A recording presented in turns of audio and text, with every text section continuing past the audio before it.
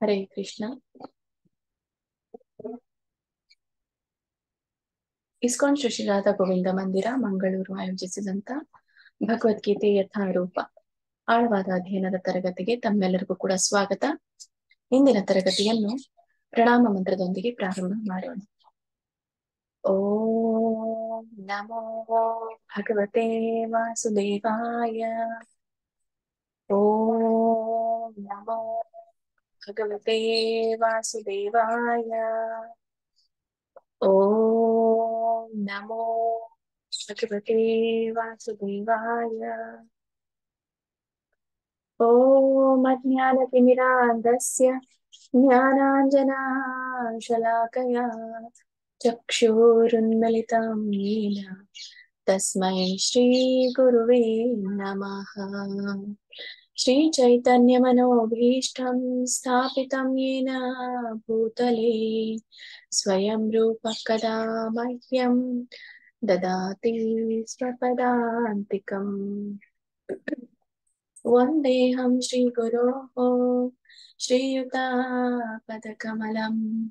ಶ್ರೀಗುರೋನ್ ವೈಷ್ಣವಾಂಶ್ಚ ಶ್ರೀರೂಪಂ ಸಂಕೃಜಾತಂ ಸಹಗಣ ರಘುನಾಥಾನ್ವಿತಂ ತಂ ಸಜೀವಂ ಸಾದ್ವೈತಂ ಸಾವಧೂತಂ ಪರಿಜನ ಸಹಿತಂ ಕೃಷ್ಣ ಚೈತನ್ಯ ದೇವಂ ಶ್ರೀರಾಧಾ ಕೃಷ್ಣ ಪಾದಾನ್ ಸಹಗಣ ಲಲಿತಾ ಶ್ರೀ ವಿಶಾಖಾನ್ವಿತಾಂಶ್ಚ. ಹೇ ಕೃಷ್ಣ ಕರುಣಾ ಸಿಂಧೋ ದೀನಬಂಧೋ ಜಗತ್ಪತೆ ಗೋಪೇಶ ಗೋಪಿಕಾ ಕಾಂತ ರಾಧಾಕಾಂತ ನಮೋಸ್ತುತೇ. ತಪ್ತ ಕಾಂಚನ ಗೌರಾಂಗೀ ರಾಧೆ ವೃಂದಾವನೇಶ್ವರಿ ವೃಷಭಾನು ಸುತೆ ದೇವಿ ಪ್ರಣಮಾಮಿ ಹರಿಪ್ರಿಯೇ. ನಮಃ ಓಂ ವಿಷ್ಣುಪಾದಾಯ ಕೃಷ್ಣ ಪ್ರೇಷ್ಠಾಯ ಭೂತಲೇ ಶ್ರೀಮತೆ ಭಕ್ತಿ ವೇದಾಂತ ಸ್ವಾಮಿನಿತಿ ನಾಮಿನಿ. ನಮಸ್ತೆ ಸಾರಸ್ವತೆ ದೇವಿ ಗೌರವಾಣಿ ಪ್ರಚಾರಿಣಿ ನಿರ್ವಿಶೇಷ ಶೂನ್ಯವಾದಿ ಪಾಶ್ಚಾತ್ಯ ದೇಶತಾರಿಣಿ. ಜೈ ಶ್ರೀ ಕೃಷ್ಣ ಚೈತನ್ಯ ಪ್ರಭು ನಿತ್ಯಾನಂದ ಶ್ರೀ ಅದ್ವೈತ ಗದಾಧರ ಶ್ರೀವಾಸಾದಿ ಗೌರ ಭಕ್ತವೃಂದ. ಹರೇ ಕೃಷ್ಣ ಕೃಷ್ಣ ಕೃಷ್ಣ ಹರೇ ಹರೇ ಹರೇ ರಾಮ ರಾಮ ರಾಮ ಹರೇ ಹರೇ. ಇಸ್ಕಾನ್ ಶ್ರೀ ರಾಧಾ ಗೋವಿಂದ ಕಿ ಜೈ. ಎಲ್ಲ ಗುರು ಪರಂಪರೆಗೂ ಜೈ. ಎಲ್ಲ ದೀಕ್ಷಾ ಗುರುಗಳಿಗೂ ಜೈ. ಎಲ್ಲ ಶಿಕ್ಷಾ ಗುರುಗಳಿಗೂ ಜೈ. ಶ್ರೀಲ ಪ್ರಭುಪಾದ ಕಿ ಜೈ. ಇಲ್ಲಿ ನೆರೆದಿರುವಂತ ಎಲ್ಲ ಭಕ್ತವೃಂದಕ್ಕೂ ಜೈ. ವಾಂಛಾ ಕಲ್ಪತರುಭ್ಯಶ್ಚ ಕೃಪಾ ಸಿಂಧುಭ್ಯೋ ಏವ ಚ ಪತಿತಾನಾಂ ಪಾವನೇಭ್ಯೋ ವೈಷ್ಣವೇಭ್ಯೋ ನಮೋ ನಮಃ. ಅನಂತ ಕೋಟಿ ವೈಷ್ಣವೃಂದ ಕಿ ಜೈ. ಶ್ರೀಲ ಪ್ರಭುಪಾದ ಕಿ ಜೈ. ಹರೇ ಕೃಷ್ಣ.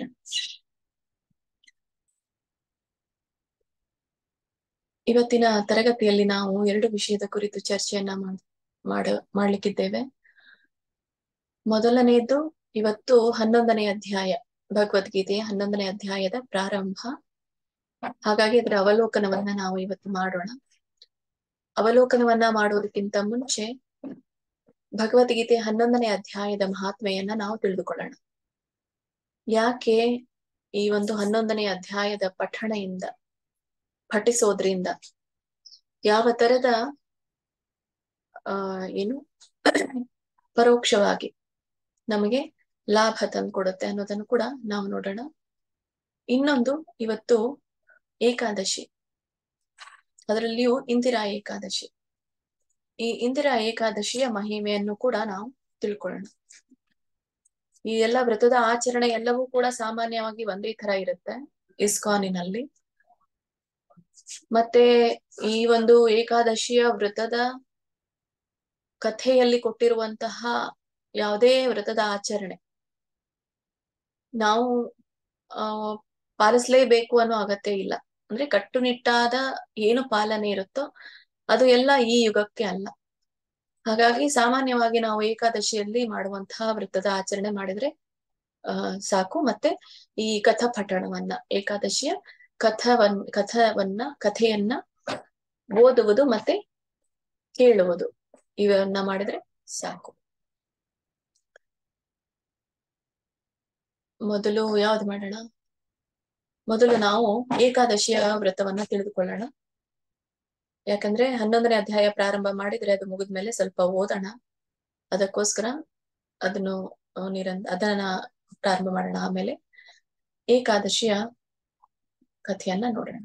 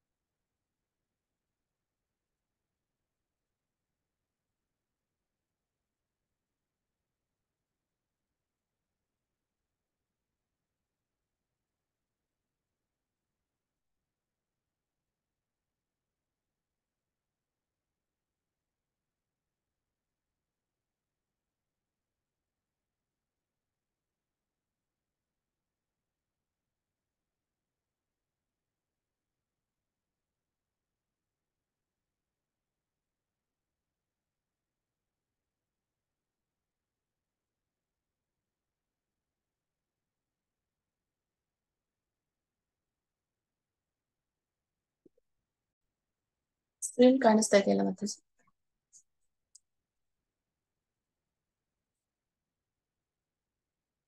ಹರೇ ಕೃಷ್ಣ.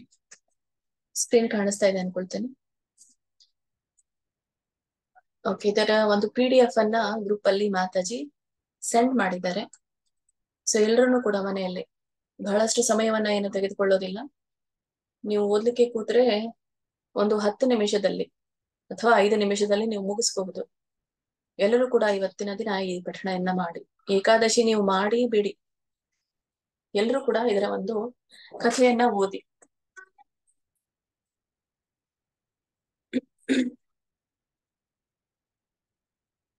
ಇದು ಭಾದ್ರಪದದ ಕೃಷ್ಣ ಪಕ್ಷದಲ್ಲಿ ಬರುವಂತಹ ಇಂದಿರಾ ಏಕಾದಶಿ. ಇದನ್ನು ಕೂಡ ಸಾಮಾನ್ಯವಾಗಿ ಯುಧಿಷ್ಠರನೇ ಈ ಏಕಾದಶಿಗಳ ಕುರಿತು ಶ್ರೀಕೃಷ್ಣನಿಗೆ ಇದರ ಒಂದು ಮಹತ್ವವನ್ನ ಕೇಳ್ತಾರೆ. ಯುಧಿಷ್ಠರು ಹೇಳ್ತಾರೆ, ಹೇ ಮಧುಸೂದನ, ಈ ಭಾದ್ರಪದ ತಿಂಗಳಿನಲ್ಲಿ ಬರುವಂತಹ ವದ್ಯ ಪಕ್ಷ ಅಂದ್ರೆ ಇದು ಕೃಷ್ಣ ಪಕ್ಷ ಏಕಾದಶಿ ಹೆಸರೇನು ಅಂತ, ಮತ್ತೆ ಅದರ ಮಹಾತ್ಮೆಯನ್ನು ಕೂಡ ನನಗೆ ತಿಳಿಸು ಅಂತ ಹೇಳ್ತಾರೆ. ಎಲ್ಲವನ್ನ ನನಗೆ ಸವಿಸ್ತಾರವಾಗಿ ನನಗೆ ತಿಳಿಸು, ಹೇಳು. ಧರ್ಮರಾಜ ಆಗಿರೋದ್ರಿಂದ ಧರ್ಮರಾಜನಿಗೆ ಧರ್ಮದ ಕುರಿತಾದಂತಹ ವಿಷಯಗಳನ್ನ ತಿಳ್ಕೊಳ್ಳೋದು ಬಹಳ ಆಸಕ್ತಿ. ಅದರ ಪಾಲನೆ ಕೂಡ ಕೇವಲ ಕೇಳೋದಷ್ಟೇ ಅಲ್ಲ, ಆಚರಣೆ ಕೂಡ ಮಾಡ್ತಾ ಇದ್ದ ಧರ್ಮರಾಜ ಯುಧಿಷ್ಠಿರ.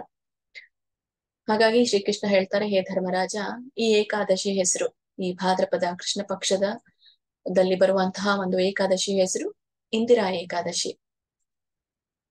ಈ ಒಂದು ಏಕಾದಶಿಯ ವ್ರತದ ಪ್ರಭಾವದಿಂದ ಈ ಮಹಾಪಾತಕಗಳೆಲ್ಲವೂ ಕೂಡ ನಮಗೆ ಒದಗುವಂತಹ ಮಹಾಪಾತಕಗಳು ನಮ್ಮ ಜೀವನದಲ್ಲಿ ಯಾವಾಗ ಈ ಮಹಾಪಾತಕಗಳು ಬರುತ್ತೋ ಗೊತ್ತಾಗೋದಿಲ್ಲ. ಅಂದ್ರೆ ಯಾವುದೇ ಪಾತಕಗಳಾಗಿರಬಹುದು, ಅದು ಪೂರ್ವಜರ ಪಾತಕಗಳಾಗಿರಬಹುದು, ಅಥವಾ ನಮ್ಮ ಕರ್ಮದ ಪಾತಕಗಳಾಗಿರಬಹುದು, ಅಥವಾ ನಾವು ಇತರರು ಮಾಡಿದಂತಹ ಪಾಪಗಳ ಪಾತಕವೂ ಕೂಡ ನಮ್ಗೆ ತಗಲ್ಬಹುದು. ಹೀಗೆ ಇವುಗಳೆಲ್ಲ ಪಾತಕಗಳಿಂದ ನಾಶವಾಗುತ್ತೆ. ಆ ಪಾತಕಗಳೆಲ್ಲವೂ ಕೂಡ ನಾಶವಾಗುತ್ತೆ ಅಂತ ಹೇಳ್ತಾನೆ ಕೃಷ್ಣ. ಆ ಏಕಾದಶಿಯ ಪುಣ್ಯ ದಿನದಂದು ಅವನೇನ್ ಮಾಡ್ತಾನೆ, ಅಧೋಗತಿಗೆ ಹೋದಂತಹ ಪಿತೃಗಳಿಗೆ ಸಹ ಮುಕ್ತಿ ದೊರೆಯುತ್ತೆ ಅನ್ನೋದನ್ನ ಕೃಷ್ಣ ಹೇಳ್ತಾನೆ. ಅಂದ್ರೆ ಈ ಒಂದು ಏಕಾದಶಿಯಿಂದ ಕೇವಲ ಅವನಿಗಷ್ಟೇ ಪುಣ್ಯ ಒದಗೋದಲ್ದೆ ಯಾರು ಅವರ ಪಿತೃಗಳಿದ್ದಾರೋ, ಇಲ್ಲಿ ಪಿತೃ ದೇವತೆಗಳನ್ನ ಹೇಳ್ತಾ ಇಲ್ಲ, ಪಿತೃಗಳನ್ನ ಹೇಳ್ತಾ ಇದ್ದಾರೆ. ಯಾರು ಪಿತೃಗಳು ಯಾವ್ಯಾವ ಆಯಾ ಲೋಕಕ್ಕೆ ಹೋಗಿದ್ದಾರೋ ಅವರು ಕೂಡ ಮುಕ್ತಿಯನ್ನ ಪಡಿತಾರೆ ಅನ್ನೋದನ್ನ ಕೃಷ್ಣ ಹೇಳ್ತಾರೆ. ಮತ್ತೆ ಈ ಏಕಾದಶಿಯಿಂದ ಈ ಪಾಪಗಳು ನಾಶವಾದಂತಹ ಒಂದು ಕಥೆಯನ್ನ ನಾನು ನಿನಗೆ ಹೇಳ್ತೀನಿ ಕೇಳು ಅನ್ನೋದನ್ನ ಕೃಷ್ಣ ಯುಧಿಷ್ಠಿರನಿಗೆ ಹೇಳ್ತಾರೆ. ಮತ್ತೆ ಈ ಒಂದು ಕಥೆಯನ್ನ ಕೇಳುವುದರಿಂದ ಏನು ಲಾಭ ಆಗುತ್ತೆ ಅನ್ನೋದನ್ನು ಕೂಡ ಕೃಷ್ಣ ತಿಳಿಸ್ತಾರೆ. ಈ ಒಂದು ಕಥೆಯನ್ನ ಕೇಳೋದ್ರಿಂದ ಈ ವಾಜಪೇಯ ಯಜ್ಞದ ಫಲ ಸಿಗುತ್ತೆ ಅಂತ ಇಲ್ಲಿ ಕೃಷ್ಣ ಹೇಳ್ತಾರೆ. ಅಂದ್ರೆ ಈಗಿನ ಯುಗದಲ್ಲಿ ವಾಜಪೇಯ ಯಜ್ಞವನ್ನ ಮಾಡ್ಲಿಕ್ಕೆ ಸಾಧ್ಯ ಇಲ್ಲ. ಮೊದಲ ಕಾಲದಲ್ಲಿ ಆ ವಾಜಪೇಯಿ ಯಜ್ಞ ಮಾಡಿದ್ರು ಕೂಡ ಅದಕ್ಕೆ ಬಹಳಷ್ಟು ಇದ್ವು, ನಿಯಮಗಳಿದ್ವು. ಆ ನಿಯಮಗಳಿಗೆ ಅನುಗುಣವಾಗಿ ಮಾಡಿದ್ರೆ ಮಾತ್ರ ಅದರ ಫಲವು ಅದಕ್ಕೆ ಲಭ್ಯವಾಗ್ತಿತ್ತು. ಹಾಗಾಗಿ ಕೇವಲ ಕೇಳುವುದರಿಂದ ಮಾತ್ರ ನಮ್ಗೆ ಈ ವಾಜಪೇಯಿ ಯಜ್ಞದ ಫಲ ಸಿಗೋದಾದ್ರೆ ಯಾಕೆ ನಾವು ಇದರ ಶ್ರವಣವನ್ನ ಮಾಡಬಾರ್ದು, ಈ ಏಕಾದಶಿ ಮಹಿಮೆಯ ಶ್ರವಣವನ್ನ ಅಂತ ಕೃಷ್ಣ ಯುಧಿಷ್ಠಿರನಿಗೆ ಹೇಳ್ತಾರೆ. ಹೇಳಿ ಈ ಒಂದು ಕಥೆಯನ್ನ ಪ್ರಾರಂಭ ಮಾಡ್ತಾರೆ. ಈ ಒಂದು ಕಥೆ ನಡೆದಿರೋದು ಕೃತಯುಗದಲ್ಲಿ. ಕೃತಯುಗ ಅಂತಂದ್ರೆ ಸತ್ಯಯುಗ. ಆ ಯುಗದಲ್ಲಿ ಮಹಿಷ್ಮತಿ ಅನ್ನುವಂತಹ ಒಂದು ನಗರ. ಆ ನಗರದಲ್ಲಿ ಸರ್ವ ಶತ್ರುಗಳನ್ನ ನಾಶ ಮಾಡುವಂತಹ ರಾಜನಿದ್ದ. ಅವನು ರಾಜವಾಳ್ತಾ ಇದ್ದ. ಯಾವುದು? ಮಹಿಷ್ಮತಿ ನಗರವನ್ನ. ಅವನ ಹೆಸರು ಇಂದ್ರಸೇನ. ಅವನು ತನ್ನ ಯಶಸ್ವಿನಿಂದಲೂ ಧರ್ಮದಿಂದಲೂ ರಾಜವಾಳ್ತಾ ಇದ್ದ. ಅಂದ್ರೆ ಆ ರಾಜಭಾರವನ್ನ ರಾಜವಾಳ್ಲಿಕ್ಕೆ ಒಬ್ಬ ವ್ಯಕ್ತಿಗೆ ಯಶಸ್ಸು ಇದ್ರೆ ಮಾತ್ರ ಸಾಧ್ಯ. ಆ ಯಶಸ್ವಿ ಸಿಕ್ಕ ಮೇಲೆ ಅಲ್ಲಿ ಧರ್ಮದಿಂದ ಅವನು ರಾಜ್ಯವಾಳ್ತಾನೋ ಅಧರ್ಮದಿಂದ ರಾಜ್ಯವಾಳ್ತಾನೋ ಅದು ಅವನ ಮೇಲೆ ನಿರ್ಭರಿತವಾಗಿರೋದು. ಹಾಗೆ ಯಶಸ್ವಿಯನ್ನ ಕಂಡಂತಹ ಈ ಮಹಿಷ್ಮತಿ ರಾಜ ಇಂದ್ರಸೇನ ಅವನು ಧರ್ಮದಿಂದಲೇ ರಾಜ್ಯವನ್ನ ಆಳ್ತಾ ಇದ್ದ. ಹೀಗೆ ಯಾವಾಗ ಒಂದು ರಾಜ್ಯದಲ್ಲಿ ಒಬ್ಬ ರಾಜ ಧರ್ಮದಿಂದ ರಾಜ್ಯವನ್ನ ಆಳ್ತಾನೋ ಆವಾಗ ಆ ರಾಜ್ಯ ಬಹಳ ಸಮೃದ್ಧಿಯಾಗಿರುತ್ತೆ. ಮತ್ತೆ ಪ್ರಜೆಗಳೆಲ್ಲರೂ ಕೂಡ ಬಹಳ ಖುಷಿಯಾಗಿರ್ತಾರೆ. ಯಾವುದೇ ಕೊರತೆಗಳಲ್ಲಿ ಕಾಣೋದಿಲ್ಲ. ಹೀಗೆ ಧನ ಧಾನ್ಯಗಳಿಂದ ಸಮೃದ್ಧಿ ಆಗಿತ್ತು ಆ ಒಂದು ರಾಜ್ಯ. ಮತ್ತೆ ಅವನ ಪರಿವಾರ, ಮಕ್ಕಳು ಮೊಮ್ಮಕ್ಕಳುಗಳಿಂದ ತುಂಬಿತ್ತು. ಮತ್ತೆ ಎಲ್ಲರನ್ನೂ ಕೂಡ ಪ್ರಜೆಗಳನ್ನ ಹಿಡ್ಕೊಂಡು ಎಲ್ಲ ಆ ಮಹಿಷ್ಮತಿ ಅರಸನ ಕುಟುಂಬದವರು ಕೂಡ ವಿಷ್ಣು ಭಕ್ತಿಯಲ್ಲಿ ಇದ್ರು. ಮತ್ತೆ ಸದಾ ಗೋವಿಂದನ ನಾಮವನ್ನ ಜಪಿಸ್ತಾ ಇದ್ರು. ಮತ್ತೆ ಹೀಗೆ ದಿನಾ ಅವರು ಆಧ್ಯಾತ್ಮ ಚಿಂತನದಲ್ಲಿ ಕಾಲವನ್ನ ಕಳೀತಾ ಇದ್ರು. ಹೀಗೆ ಆಧ್ಯಾತ್ಮ ಚಿಂತನೆಯಲ್ಲಿ ಕಾಲವನ್ನ ಕಳೀತಾ ಇರುವಾಗ ಆ ಅರಸ ಒಂದು ದಿನ ತನ್ನ ರಾಜ್ಯಸಭೆಯಲ್ಲಿ ಆರಾಮಾಗಿ ಕುಳಿತಿದ್ದ. ಆ ಸಮಯದಲ್ಲಿ ನಾರದರು ಅವರ ಬಳಿಗೆ ಬರ್ತಾರೆ. ಆಕಾಶದಿಂದ ನಾರದರು ಬಂದಿಳಿತಾರೆ. ನಾರದ ಋಷಿಗಳನ್ನ ಕಂಡಾಕ್ಷಣ ಇಂದ್ರಸೇನ ರಾಜ ಕೈ ಮುಗಿದು ನಿಂತ್ಕೊಳ್ತಾನೆ. ಯಾಕಂದ್ರೆ ನಾರದರು ಅಪರೂಪ ಬರೋದು. ಅದ್ರಾಗಿ ನಮ್ಮ ರಾಜ್ಯಸಭೆಯಲ್ಲಿ ಬಂದಿದ್ದಾರೆ ಅಂತಂದ್ರೆ ಏನಾದ್ರೂ ಮುಖ್ಯವಾದ ಕಾರಣನೇ ಇರ್ಬೇಕು ಅಂತ ಹೇಳಿ ಅವರನ್ನ ಪ್ರೀತಿಯಿಂದ ಕೈ ಮುಗಿದು ಬರ್ಮಾಡ್ಕೊಂಡ. ಮತ್ತು ಅವನು ನಾರದರನ್ನ ಅವನಿಗೇನೆ ಸಮವಾದಂತಹ ಆಸನದಲ್ಲಿ ಕುಳ್ಳರಿಸಿದ. ಮತ್ತೆ ಹೀಗೆ ವಿಧಿಪೂರ್ವಕವಾದ ಪೂಜೆಯನ್ನು ಕೂಡ ನಾರದ ಮುನಿಗಳಿಗೆ ಮಾಡಿದ. ಹೀಗೆ ನಾರದ ಮುನಿಯರು ಆಸನದಲ್ಲಿ ಕುಳಿದಂತಹ ನಾರದ ಮುನಿ ಕೇಳ್ತಾರೆ ರಾಜನಿಗೆ, ರಾಜ, ನಿನ್ನ ರಾಜ್ಯದಲ್ಲಿ ಎಲ್ಲವೂ ಕುಶಲವಾಗಿದೆಯೇ ಅನ್ನೋದನ್ನ ಕೇಳ್ತಾರೆ. ಆವಾಗ ಇಂದ್ರಸೇನ ಹೇಳ್ತಾರೆ, ಮುನಿಶ್ರೇಷ್ಠ, ನಿಮ್ಮ ಕೃಪೆಯಿಂದ ನಿಮ್ಮ ಕೃಪಾ ಪ್ರಸಾದದಿಂದ ನನ್ನ ರಾಜ್ಯದಲ್ಲಿ ಎಲ್ಲವೂ ಕೂಡ ಕುಶಲವಾಗಿದೆ. ಮತ್ತೆ ಇಂದು ನಿಮ್ಮ ದರ್ಶನದಿಂದ ನನ್ನ ಎಲ್ಲ ಯಜ್ಞಗಳು ಕೂಡ ಸಫಲವಾಯಿತು ಅಂತ ಹೇಳಿ ಬಹಳ ಅವರ ದರ್ಶನದಿಂದ ಬಹಳ ಸಂತೋಷವನ್ನ ವ್ಯಕ್ತಪಡಿಸ್ತಾರೆ. ಆದ್ರೂ ಕೂಡ ಒಂದು ಪ್ರಶ್ನೆ ಇತ್ತು ರಾಜನಲ್ಲಿ. ಅದೇನು ಅಂದ್ರೆ, ಯಾಕೆ ನಾರದರು ಹೀಗೆ ರಾಜ್ಯಸಭೆಗೆ ಬಂದ್ರು ಅನ್ನೋದು. ಹಾಗಾಗಿ ಇಲ್ಲಿ ಇಂದ್ರಸೇನ ಕೇಳಿ ಬಿಡ್ತಾನೆ, ಹೇ ಋಷಿಶ್ರೇಷ್ಠ, ನನ್ನ ಮೇಲೆ ಕೃಪೆ ಮಾಡಿ ತಾವು ಬಂದಿರುವ ಕಾರಣವನ್ನ ಹೇಳ್ಬೇಕು ಅಂತ. ಅವಾಗ ಈ ರಾಜನ ಈ ಮಾತುಗಳನ್ನ ಕೇಳಿ ನಾರದರು ಹೇಳ್ತಾರೆ, ಹೇ ರಾಜಶ್ರೇಷ್ಠ, ನನ್ನ ಮಾತನ್ನ ಕೇಳಿ ನಿನಗೆ ಬಹಳ ಆಶ್ಚರ್ಯವಾಗುತ್ತೆ. ನಾನು ಈಗ ತಾನೇ ಬ್ರಹ್ಮಲೋಕದಿಂದ ಬಂದಿದ್ದೇನೆ. ಮತ್ತೆ ಆ ಬ್ರಹ್ಮಲೋಕದಿಂದ ಹೊರಟಿದ್ದೆ. ಮತ್ತೆ ಸಹಜವಾಗಿ ನಾನು ಅಲ್ಲಿ ಯಮಲೋಕಕ್ಕೆ ಹೋಗಿದ್ದೆ. ಬ್ರಹ್ಮಲೋಕದಿಂದ ಬರುವಾಗ ನಾನು ಯಮಲೋಕಕ್ಕೂ ಕೂಡ ಭೇಟಿ ಕೊಟ್ಟೆ. ಆ ಯಮಲೋಕದಲ್ಲಿ ಯಮನು ನನ್ನನ್ನು ಪೂಜಿಸಿ ಉತ್ತಮವಾದ ಆಸನದಲ್ಲಿ ಕುಳ್ಳರಿಸಿದ. ಅಲ್ಲಿ ಕುಳಿತಾಗ ಧರ್ಮಪಾರಾಯಣಾದ ನಿನ್ನ ತಂದೆ ಸತ್ಯವಾನನು ಯಮನದ ಸೇವೆಯನ್ನ ಮಾಡುವುದನ್ನ ನಾನು ಕಂಡೆ. ಏನ್ ಮಾಡ್ತಾ ಇದ್ರು? ನಿನ್ನ ತಂದೆ ಅಂದ್ರೆ ಇಂದ್ರಸೇನನ ತಂದೆ, ಅವರ ಹೆಸರು ಸತ್ಯವಾನ್. ಅವರು ಧರ್ಮಪಾರಾಯಣನಾದ ಅಂದ್ರೆ ಧರ್ಮರಾಯನಾದಂತಹ ಯಮನ ಸೇವೆಯನ್ನ ಮಾಡುವುದನ್ನ ನಾನು ಕಂಡೆ. ಎಷ್ಟೊಂದು ಪುಣ್ಯವನ್ನ ಮಾಡಿದಂತಹ ನಿನ್ನ ತಂದೆಯು ಒಂದು ವೃತದ ವೈಗುಣ್ಯ ಮಾತ್ರದಿಂದ ಯಮರಾಜನ ಸಭೆಯಲ್ಲಿ ಉಳಿದುಕೊಂಡ ಅಂತ ಹೇಳಿ. ಅಂದ್ರೆ ಯಮಲೋಕದಲ್ಲಿಯೇ ಉಳಿದುಕೊಳ್ತಾರಂತೆ. ಒಂದು ವೃತದ ವೈಗುಣ್ಯ ಅಂತಂದ್ರೆ ವೃತ ಏನಾದ್ರೂ ತಪ್ಪಾಗಿ ಆಚರಣೆ ಮಾಡಿದ್ರೆ, ಈಗಿನ ಯುಗಕ್ಕೆ ಹೇಳಿರೋದಲ್ಲ. ಯಾಕಂದ್ರೆ ಆವಾಗ ಅದು ವೃತದ ಆಚರಣೆ ಕಟ್ಟು ನಿಟ್ಟಾಗಿ ಮಾಡ್ಬೇಕಾಗ್ತಿತ್ತು. ಆ ವೃತದ ವೈಗುಣ್ಯದಿಂದ ಅವ್ರಿಗೆ ಈ ತರ ಬಂತು ಅಂತ, ಅಂದ್ರೆ ಸಭೆಯಲ್ಲಿ ಉಳಿದುಕೊಂಡ್ರು ಅಂತ ಯಮರಾಜನ ಒಂದು ಲೋಕದಲ್ಲಿ. ಅಂದ್ರೆ ಇದರ ಅರ್ಥ ಏನು? ಇಲ್ಲಿ ಯಮಲೋಕ, ಈ ಯಮಲೋಕಕ್ಕೆ 4 ಬಾಗಿಲುಗಳಿರುತ್ತೆ. ಈಗ ಹೇಗೆ ನಾವು 4 ದಿಕ್ಕುಗಳನ್ನ ಕಾಣ್ತೀವೋ ಹಾಗೆ ಅಲ್ಲಿನೂ ಕೂಡ 4 ಭಾಗಗಳನ್ನ ಕಾಣ್ತೇವೆ. ಪೂರ್ವ, ಪಶ್ಚಿಮ, ಉತ್ತರ ಮತ್ತು ದಕ್ಷಿಣ. ಈ ಯಮಲೋಕ ಅಂದ ತಕ್ಷಣ ಎಲ್ಲರಿಗೂ ಕೂಡ ಸ್ವಲ್ಪ ಅನ್ಸುತ್ತೆ, ಕೆಟ್ಟದ್ದು ಅನ್ನುವಂತಹ ಭಾವನೆ ಅವರ ಮನಸ್ಸಿನಲ್ಲಿ ಇದೆ. ಯಮಲೋಕಕ್ಕೆ ಬಹಳ ಶಿಕ್ಷೆ ಪಡೆಯೋರು ಮಾತ್ರ ಹೋಗ್ತಾರೆ, ಪಾಪ ಮಾಡಿದವರು ಮಾತ್ರ ಹೋಗ್ತಾರೆ ಅನ್ನುವಂತಹ ವಾಡಿಕೆ ಇದೆ. ಎಲ್ರು ತಿಳ್ಕೊಂಡಿದ್ದಾರೆ, ಆದ್ರೆ ಇದು ತಪ್ಪು. ಈ ಯಮಲೋಕದಲ್ಲಿನೂ ಕೂಡ ರಾಜಭೋಗವನ್ನ ಸ್ವರ್ಗಲೋಕದಲ್ಲಿ ಇರುವಷ್ಟೇನೆ ಆರಾಮವನ್ನ ಈ ಲೋಕದಲ್ಲಿಯೂ ಕೂಡ ಅನುಭವಿಸ್ತಾರೆ. ಅಂದ್ರೆ ಸ್ವರ್ಗಲೋಕದಲ್ಲಿ ಏನು ಇಲ್ಲಿ ಮಾಡಿದಂತಹ ಪುಣ್ಯವನ್ನ ಅಲ್ಲಿ ಸವಿಸ್ತಾರೋ ಹಾಗೇನೆ ಇಲ್ಲಿ ಮಾಡಿದಂತಹ ಪುಣ್ಯವನ್ನ ಯಮಲೋಕದಲ್ಲಿಯೂ ಕೂಡ ಸವಿಸ್ತಾರೆ. ಹೀಗೆ ಈ 4 ಒಂದು ಬಾಗಿಲುಗಳಲ್ಲಿ ಈ ಪೂರ್ವ, ಪಶ್ಚಿಮ ಮತ್ತೆ ಉತ್ತರ ಬಾಗಿಲುಗಳಲ್ಲಿ ಯಾರೆಲ್ಲ ಬರ್ತಾರೋ ಅವರೆಲ್ಲ ರಾಜಭೋಗವನ್ನ ಅನುಭವಿಸ್ತಾರೆ. ಅಂದ್ರೆ ಪುಣ್ಯವನ್ನ, ಒಳ್ಳೆ ಪುಣ್ಯ, ಸ್ವರ್ಗಲೋಕದಲ್ಲಿರುವಷ್ಟು ಒಂದು ಆರಾಮ ಐಶ್ವರ್ಯನ ಇಲ್ಲಿ ಪಡ್ತಾರೆ. ಹಾಗಾದ್ರೆ ಈ ದಕ್ಷಿಣ ದಿಕ್ಕು, ಈ ದಕ್ಷಿಣದಿಂದ ಯಾರು ಬರ್ತಾರೋ, ಮತ್ತೆ ಇವನ್ ಈ ಧ್ಯಾನ ಯೋಗದಲ್ಲಿಯೂ ಕೂಡ ದಕ್ಷಿಣಾಯಣದಲ್ಲಿ ಪ್ರಾಣವನ್ನ ಬಿಡ್ತಾರೆ ಅನ್ನೋದನ್ನ ನಾವು ಈಗಾಗಲೇ 2ನೇ ಅಧ್ಯಾಯದಲ್ಲಿ ನಾವು ನೋಡಿದ್ದೇವೆ. ಮತ್ತೆ ಮುಂದೆ ಈ 8ನೇ ಅಧ್ಯಾಯದಲ್ಲಿನೂ ಕೂಡ ನಾವು ತಿಳ್ಕೊಂಡಿದ್ದೇವೆ ಈ ದಕ್ಷಿಣಾಯನ, ಅದರ ಕುರಿತಾಗಿ ದಕ್ಷಿಣಾಯಣ, ಉತ್ತರಾಯಣ. ದಕ್ಷಿಣಾಯಣ ಸಮಯದಲ್ಲಿ ಪ್ರಾಣ ಬಿಟ್ಟಾಗ ಅದು ಬಿಡ್ರಿ. ಇಲ್ಲಿ ಲೋಕದಲ್ಲಿ ಈ ದಕ್ಷಿಣಾಯಣ ಬಾಗಿಲಿನಿಂದ ಯಾರೆಲ್ಲ ಬರ್ತಾರೋ ಅವರು ಶಿಕ್ಷೆಯನ್ನ ಅನುಭವಿಸ್ತಾರೆ ಅಂತ. ಅಲ್ಲೆಲ್ಲ ನಾವು ಏನೇ ಕೆಟ್ಟ ದೃಶ್ಯಗಳನ್ನ ಕೇಳಿದೀವಿ, ತಿಳ್ಕೊಂಡಿದೀವಿ, ಅವೆಲ್ಲ ನಡೆಯೋದು ಈ ದಕ್ಷಿಣ ದಿಕ್ಕಿಂದ ಬಂದಿರೋರು.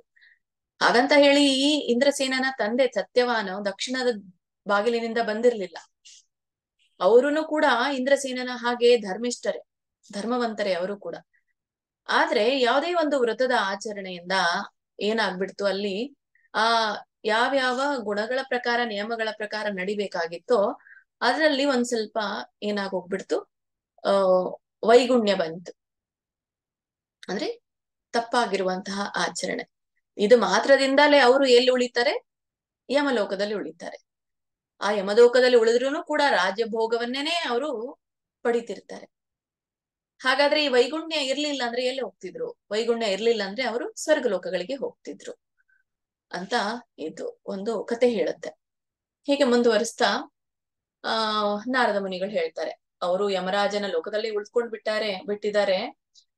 ಹಾಗಾಗಿ ಅವರು ನಾನು ಅಲ್ಲಿ ಬಂದಿರೋದನ್ನ ಕಂಡು ನಿನಗೆ ಒಂದು ಸಂದೇಶವನ್ನ ಕಳಿಸಿದ್ದಾರೆ ಅಂತ ಹೇಳ್ತಾರೆ ನಾರದರು.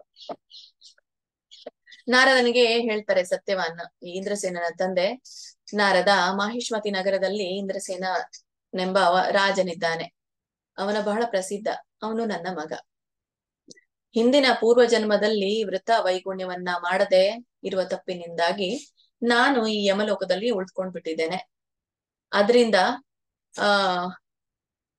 ಆ ನನ್ನ ಮಗನಿಗೆ ಅಂದ್ರೆ ಇಂದ್ರಸೇನನಿಗೆ ಈ ಇಂದ್ರ ಏಕಾದಶಿಯ ವ್ರತ ಮಾಡು ಮತ್ತು ಅದರ ಪುಣ್ಯ ನನಗೆ ಕೊಡು, ಕೊಟ್ಟರೆ ಇದ್ರ ಮಾತ್ರದಿಂದ ನಾನು ಸ್ವರ್ಗಲೋಕಕ್ಕೆ ಹೋಗ್ಲಿಕ್ಕೆ ಇಚ್ಛಿಸ್ತೇನೆ ಅಂತ ಹೇಳ್ತಾನೆ. ಅಂದ್ರೆ ನಾನು ಈಗ ಈ ಒಂದು ಯಮಲೋಕದಲ್ಲಿದ್ದೇನೆ, ನನಗೆ ಸ್ವರ್ಗಲೋಕಕ್ಕೆ ಹೋಗುವ ಆಸೆ ಇದೆ ಅಂತ ಹೇಳ್ತಾನೆ. ಹಾಗಾಗಿ ನಿನ್ನ ನನಗೆ ಈ ಸಂದೇಶವನ್ನ, ನೀ ಇಂದ್ರ ಏಕಾದಶಿ ವ್ರತವನ್ನ ಮಾಡುವ ಒಂದು ಸಂದೇಶವನ್ನ ನೀನು ಅವನಿಗೆ ತಿಳಿಸು ಅಂತ ನಾರದರಿಗೆ ಹೇಳ್ತಾರೆ. ಸೊ ಇದೆಲ್ಲ ನಡೆದಂತಹ ಕಥೆಯನ್ನ ನಾರದರು ಇಂದ್ರಸೇನನಿಗೆ ಹೇಳ್ತಾರೆ. ಹೀಗೆ ನಿನ್ನ ತಂದೆ ಈ ರೀತಿಯಾಗಿ ನನಗೆ ಹೇಳಿ ಕಳಿಸಿದ್ದಾರೆ, ಆದ ಕಾರಣ ನಾನು ನಿನ್ನ ಹತ್ತಿರ ಬಂದಿದ್ದೇನೆ. ಮತ್ತೆ ನಿನ್ನ ತಂದೆಗೆ ಸ್ವರ್ಗಲೋಕ ಪ್ರಾಪ್ತವಾಗ್ಬೇಕಾದ್ರೆ ನೀನು ಇಂದ್ರ ಏಕಾದಶಿ ವ್ರತವನ್ನ ಮಾಡು. ಈ ವ್ರತದ ಪ್ರಭಾವದಿಂದ ನಿನ್ನ ತಂದೆ ಸ್ವರ್ಗಲೋಕಕ್ಕೆ ಹೋಗ್ತಾರೆ. ಅವಾಗ ರಾಜರು ಹೇಳ್ತಾರೆ, ನಾರದ್ರೆ ಈ ಇಂದ್ರ ಏಕಾದಶಿಯ ವ್ರತ ನನಗೆ ಸ್ವಲ್ಪ ತಿಳಿಸಿ, ಈ ವ್ರತದ ಆಚರಣೆಯನ್ನ ತಿಳಿಸಿ, ವಿಧಿವಿಧಾನಗಳನ್ನ ತಿಳಿಸಿ, ಯಾವ ತಿಂಗಳಲ್ಲಿ ಇದನ್ನ ಮಾಡ್ಬೇಕು, ಯಾವ ಪಕ್ಷದಲ್ಲಿ ಇದನ್ನ ಮಾಡ್ಬೇಕು, ಮತ್ತೆ ಯಾವ ವಿಧಾನದಿಂದ ಇದನ್ನ ಮಾಡ್ಬೇಕಂತ ನನಗೆ ಸವಿಸ್ತರವಾಗಿ ಹೇಳಿ ಅಂತ ಹೇಳ್ತಾರೆ. ಅವಾಗ ನಾರದರು ಹೇಳ್ತಾರೆ, ಹೇ ರಾಜ, ಈ ಇಂದ್ರ ಏಕಾದಶಿಯ ವ್ರತದ ವಿಧಿಯು ನಾನ್ ನಿನ್ಗೆ ಹೇಳ್ತೀನಿ ಕೇಳು. ಈ ಭಾದ್ರಪದ ತಿಂಗಳಲ್ಲಿ ವದ್ಯ ಪಕ್ಷ ಅಂದ್ರೆ ಕೃಷ್ಣ ಪಕ್ಷದಲ್ಲಿ ದಶಮಿಯ ದಿವಸ ಈ ಬೆಳಗಿನ ವೇಳೆ ಶ್ರದ್ಧಾಯುಕ್ತ ಅಂತರಕರಣದಿಂದ ನೀನು ಸ್ನಾನ ಮಾಡಿ ಸಂಧ್ಯಾ ವಂದನೆಗಳನ್ನ, ನಿತ್ಯ ಕರ್ಮಗಳನ್ನ ನೀನು ಮುಗಿಸಿ ಮಧ್ಯಾಹ್ನದ ಸಮಯದಲ್ಲಿ ಮತ್ತೆ ನದಿ, ಬಾವಿ ಅಥವಾ ಹಳ್ಳಕ್ಕೆ ಹೋಗಿ ಮತ್ತೆ ನೀನು ಸ್ನಾನ ಮಾಡ್ಬೇಕು. ಅನಂತರ ಶ್ರದ್ಧೆಯಿಂದ ಪಿತೃಗಳ ಪ್ರೀತಿಗೋಸ್ಕರ ಮತ್ತೆ ನೀನು ಸಾಯಂಕಾಲ ಕೂಡ ಸ್ನಾನವನ್ನ ಮಾಡ್ಬೇಕು.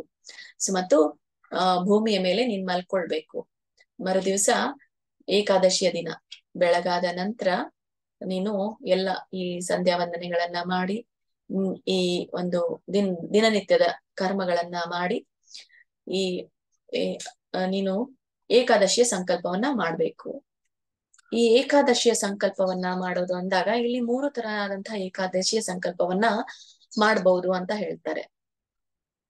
ಇಲ್ಲಿ ಒಂದು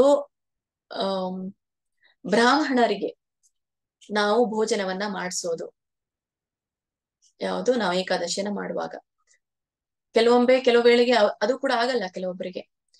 ಅದನ್ನ ಆಗ್ಲಿಲ್ಲ ಅಂತಂದ್ರೆ ಗೋವಿಗೆ, ಹಸುವಿಗೆ ನೀವು ಮಾಡಿರುವಂತಹ ಪ್ರಸಾದವನ್ನ ಅದಕ್ಕೆ ಕೊಡೋದು, ಅದಕ್ಕೆ ತಿನ್ನಿಸೋದು, ಮತ್ತೆ ಆ ಹಸುವಿನ ಸುತ್ತ ಪ್ರದಕ್ಷಿಣೆಯನ್ನ ಹಾಕಿ ನೀವು ಸಂಕಲ್ಪವನ್ನ ಮಾಡ್ಬೇಕು.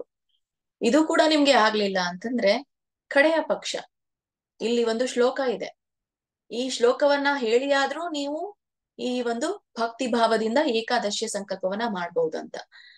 ಆ ಒಂದು ಶ್ಲೋಕ ಯಾವುದು ಅಂದ್ರೆ, ಅದ್ಯ ಸ್ಥಿತ್ವಾ ನಿರಾಹಾರ ಸರ್ವಭೋಗ ವಿವರ್ಜಿತ ಶ್ವೋ ಭೋಕ್ಷೇ ಪುಂಡರೀಕಾಕ್ಷ ಶರಣಂ ಮೇ ಭವಾಚ್ಯುತ ಅಂತ. ಈ ಒಂದು ಶ್ಲೋಕವನ್ನ ಹೇಳಿ ನೀವು ಏಕಾದಶಿ ಮಾಡಿದ್ರುನು, ಸಂಕಲ್ಪ ಮಾಡಿದ್ರುನು ಕೂಡ ಈ ಒಂದು ಏಕಾದಶಿಯ ನೀವು ಯಾರಿಗಾಗಿ ಮಾಡ್ತಾ ಇದ್ದೀರೋ ಅಂತವರಿಗೆ ಇದರ ಒಂದು ಲಾಭ ಒದಗುತ್ತೆ. ಇದರ ಅರ್ಥ, ಹೇ ಪುಂಡರೀಕಾಕ್ಷ, ನಾನು ಇಂದು ಸಕಲ ಭೋಗಗಳಿಂದ ಅಲಿಪ್ತನಾಗಿದ್ದೇನೆ, ಅಂದ್ರೆ ನಿರ್ಲಿಪ್ತನಾಗಿದ್ದೇನೆ, ಅಂಟ್ಕೊಂಡಿಲ್ಲ ನಾನು ಯಾವ ಭೋಗಗಳಿಗೆ, ನಾನು ಏನು ಆಹಾರವನ್ನ ತೆಗೆದುಕೊಂಡಿಲ್ಲ. ಮತ್ತೆ ನಾಳೆ ಅಂದ್ರೆ ಏಕಾದಶಿಯ ದಿನ ನಾನು ವ್ರತದ ಪಾರಣೆಯನ್ನ ಮಾಡ್ತೇನೆ. ಹೇ ಅಚ್ಯುತ, ನೀವು ನನ್ನನ್ನ ರಕ್ಷಿಸುವಂತವರು ಆಗಿ ಅಂತ ಹೇಳಿ ನಾವು ಸಂಕಲ್ಪವನ್ನ ಮಾಡ್ಕೊಳ್ಬೇಕು. ಹೀಗೆ ಮಧ್ಯಾಹ್ನದಲ್ಲಿ ಶಾಲಿಗ್ರಾಮದ ಮುಂದೆ ಯಥಾವಿಧಿ ಶ್ರಾದ್ದವನ್ನ ಮಾಡ್ಬೇಕು ಅಂತ, ಶ್ರಾದ್ದದ ವಿಧಿವಿಧಾನವನ್ನ ಮತ್ತು ಬ್ರಾಹ್ಮಣರಿಗೆ ಯಥಾಶಕ್ತಿ ದಕ್ಷಿಣೆ ಕೊಟ್ಟು ಪೂಜೆಯನ್ನ ಮಾಡ್ಬೇಕು. ದಕ್ಷಿಣೆ ಕೊಡ್ಲಿಕ್ಕೆ ಭೋಜನವನ್ನ ಮಾಡಿಸ್ಬೇಕು ಅವರಿಗೆ. ಮತ್ತೆ ಇದಾಗ್ಲಿಲ್ಲ ಅಂದ್ರೆ ಹಸುವಿಗೆ ನಾವು ಭೋಜನವನ್ನ ಮಾಡಿಸ್ಬೇಕು, ಪ್ರದಕ್ಷಿಣೆ ಬರ್ಬೇಕು. ಅದು ಆಗ್ಲಿಲ್ಲ ಅಂತಂದ್ರೆ ಮೇಲೆ ಹೇಳಿರುವಂತಹ ಶ್ಲೋಕವನ್ನ ನಾವು ಪಠಿಸಬೇಕು. ಹೀಗೆ ವ್ರತವನ್ನ ಮಾಡುವವನು ವಿಷ್ಣುವನ್ನ ಮತ್ತೆ ಹೀಗೆ ವಿಷ್ಣು ದೇವರನ್ನ ಗಂಧ ಪುಷ್ಪಾದಿಗಳು, ದೀಪಾದಿಗಳಿಂದ ಪೂಜೆಯನ್ನ ಮಾಡ್ಬೇಕು ಮತ್ತು ರಾತ್ರಿ ದೇವರ ಮುಂದೆ ಜಾಗರಣೆಯನ್ನ ಮಾಡಬೇಕು ಅಂತ ಹೇಳ್ತಾರೆ. ಮತ್ತೆ ದ್ವಾದಶಿಯ ದಿನ ಭಿನ್ನ ಭಿನ್ನ ಭಕ್ತಿ ಭಾವಗಳಿಂದ ಪೂಜೆ ಮಾಡಿ ಬ್ರಾಹ್ಮಣರಿಗೆ ಮತ್ತೆ ಭೋಜನ ಮಾಡಿಸ್ಬೇಕು. ಮತ್ತೆ ಊಟ ಮಾಡುವಾಗ ಸ್ವತಃ ಮೌನವನ್ನ ಪಾಲಿಸಬೇಕು. ರಾಜ, ನೀನು ಈ ರೀತಿಯಾಗಿ ವಿಧಿಪೂರ್ವಕವಾಗಿ ಇಂದ್ರ ಏಕಾದಶಿ ವ್ರತವನ್ನ ಮಾಡಿದ್ರೆ ನಿನ್ನ ಪಿತೃಗಳು ಯಮಲೋಕವನ್ನ ತ್ಯಜಿಸಿ ಸ್ವರ್ಗ ಲೋಕಕ್ಕೆ ಹೋಗುತ್ತಾರೆ ಅನ್ನೋದನ್ನ ಹೇಳ್ತಾರೆ. ಸೊ ನಾರದರು ಈ ನಾರದರು ಇಂದ್ರಸೇನ ರಾಜನಿಗೆ ಈ ವ್ರತವನ್ನ ಹೇಳ್ತಾರೆ. ಮತ್ತೆ ನಾರದರು ಈ ಒಂದು ಕಥೆಯನ್ನ ಹೇಳಿದ್ಮೇಲೆ ಅಲ್ಲಿ ಅಂತರ್ಧಾನರಾಗ್ತಾರೆ, ಅಂದ್ರೆ ಮಾಯವಾಗ್ತಾರೆ.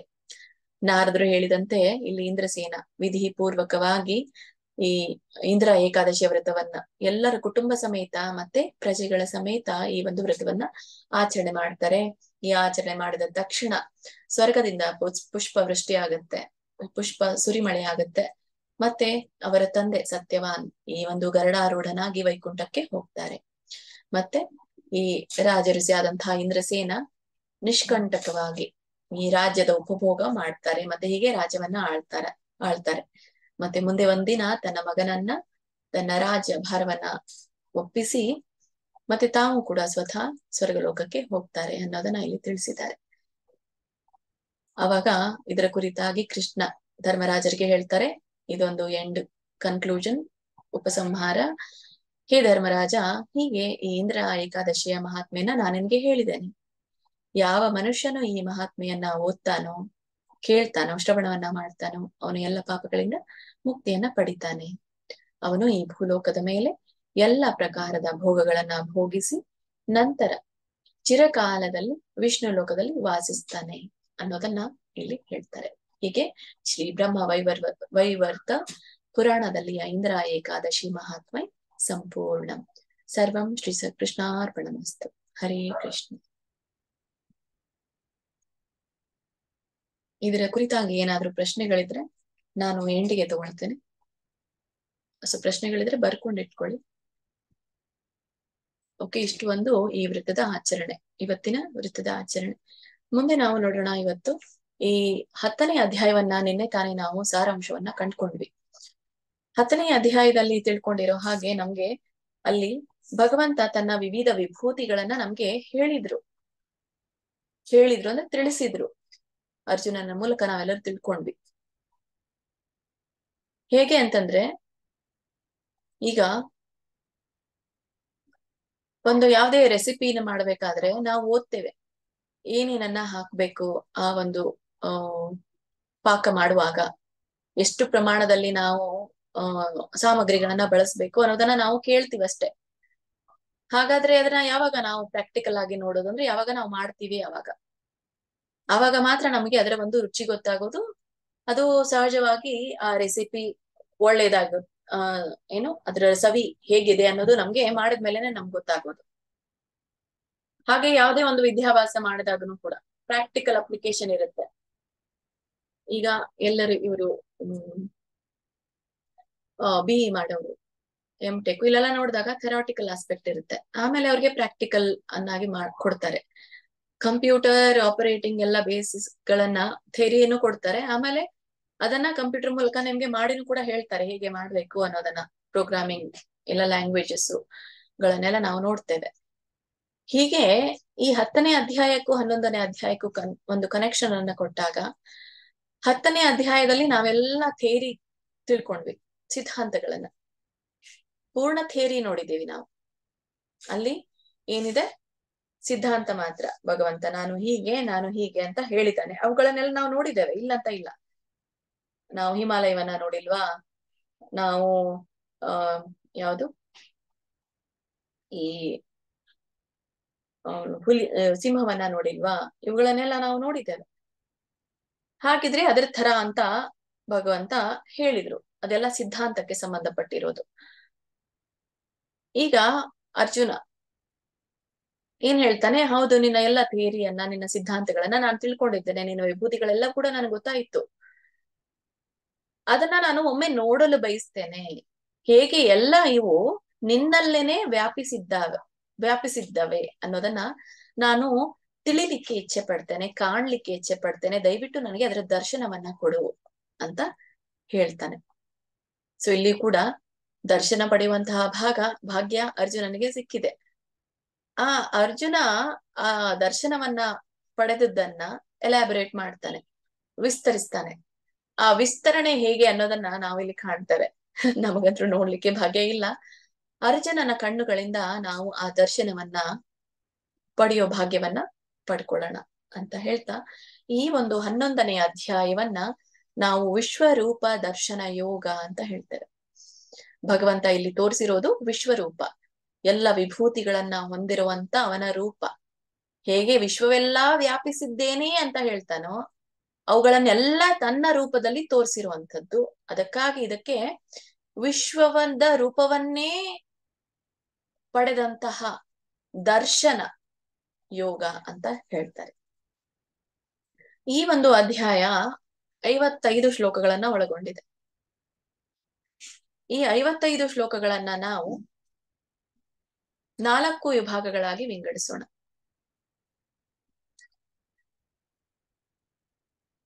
ಮೊದಲನೇ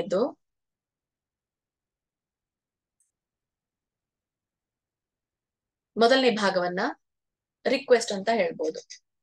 ವಿನಂತಿ. ಏನು ವಿನಂತಿ? ಯಾರು ಮಾಡ್ತಾ ಇದ್ದಾರೆ ವಿನಂತಿ? ಅರ್ಜುನ ಮಾಡ್ತಾ ಇದ್ದಾರೆ ವಿನಂತಿ. ಎಲ್ಲವನ್ನ ಸರಿ ನಾನು ಕೇಳ್ದೆ, ನಾನು ಒಪ್ಕೊಳ್ತೇನೆ, ನನಗೆ ನೋಡಕ್ಲಿಕ್ಕೆ ಇಚ್ಛೆ ಆಗಿದೆ.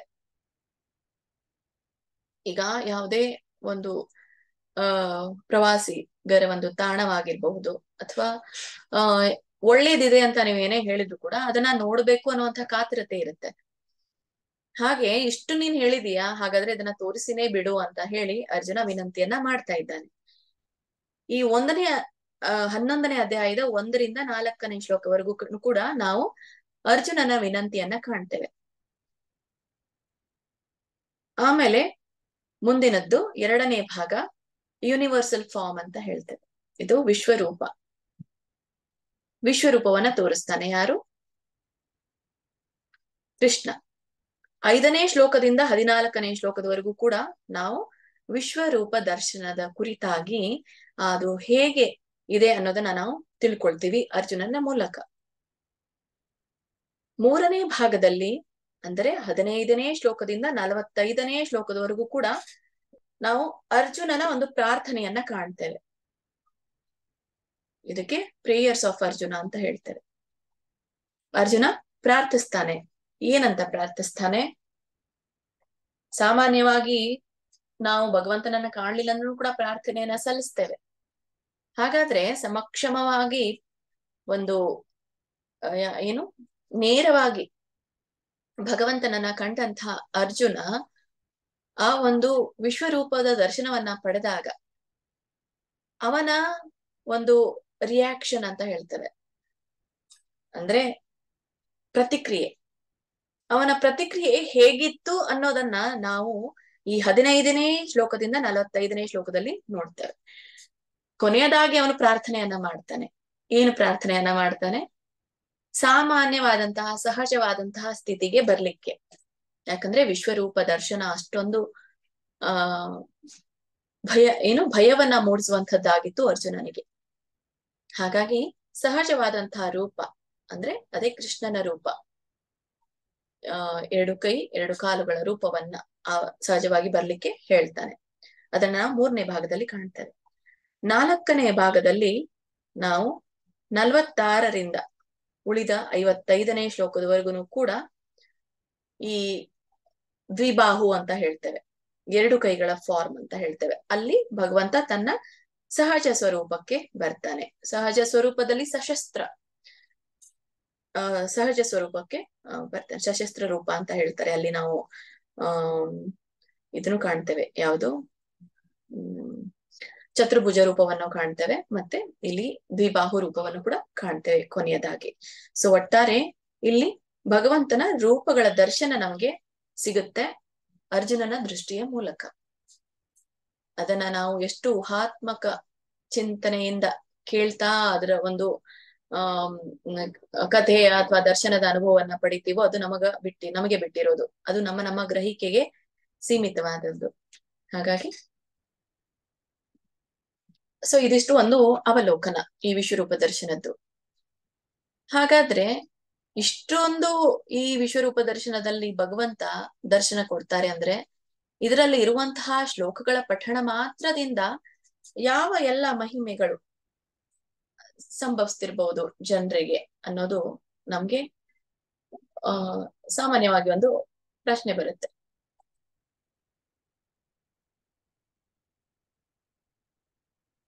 ಹರೇ ಕೃಷ್ಣ ಮಾತಾಜಿ. ಕ್ಷಮಿಸಿ, ನಾನು ನೋಡ್ಲಿಲ್ಲ.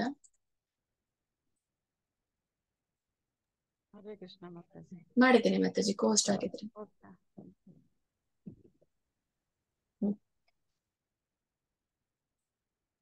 ಈ ಒಂದು ಪಠಣ ಮಾತ್ರದಿಂದ ಏನೆಲ್ಲ ಲಾಭ ಆಗುತ್ತೆ ಅನ್ನೋದನ್ನ ಪ್ರಯೋಜನ ಸಿಗುತ್ತೆ.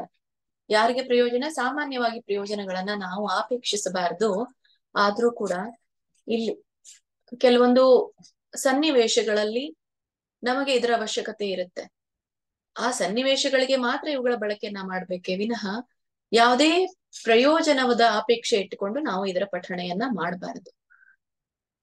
ಹಾಗಾದ್ರೆ ಆ ಸನ್ನಿವೇಶಕ್ಕೆ ತಕ್ಕ ಹಾಗೆ ಆ ಒಂದು ಭಗವದ್ಗೀತೆ 11ನೇ ಅಧ್ಯಾಯದ ಒಂದು ಪಠಣ ತಂದುಕೊಟ್ಟಂತಹ ಲಾಭವನ್ನ ನಾವು ತಿಳ್ಕೊಳ್ಳೋಣ. ಈ ಭಗವದ್ಗೀತೆಯ ಮಹಿಮೆಗಳನ್ನ ವಿಷ್ಣು ಲಕ್ಷ್ಮಿಗೆ ಹೇಳ್ತಿರ್ತಾರೆ. ಮತ್ತೆ ಇದೇ ಮಹಿಮೆಗಳನ್ನ ಶ್ರೀ ಶಿವ ಪಾರ್ವತಿ ದೇವಿಗೆ ಹೇಳ್ತಿರ್ತಾರೆ.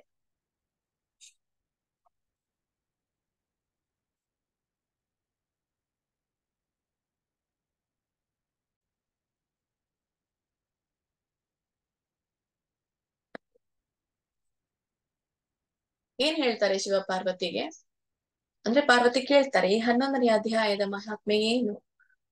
ಇದು ಮಹಿಮೆಯನ್ನ ನನಗೆ, ಇದರ ವೈಭವಗಳನ್ನ ನನಗೆ ಪೂರ್ಣ ರೀತಿಯಾಗಿ ತಿಳಿಸಿ ಅಂತ ಪಾರ್ವತಿ ದೇವಿ ಬೇಡ್ಕೊಳ್ತಾರೆ ಶ್ರೀ ಶಿವನ ಹತ್ತಿರ.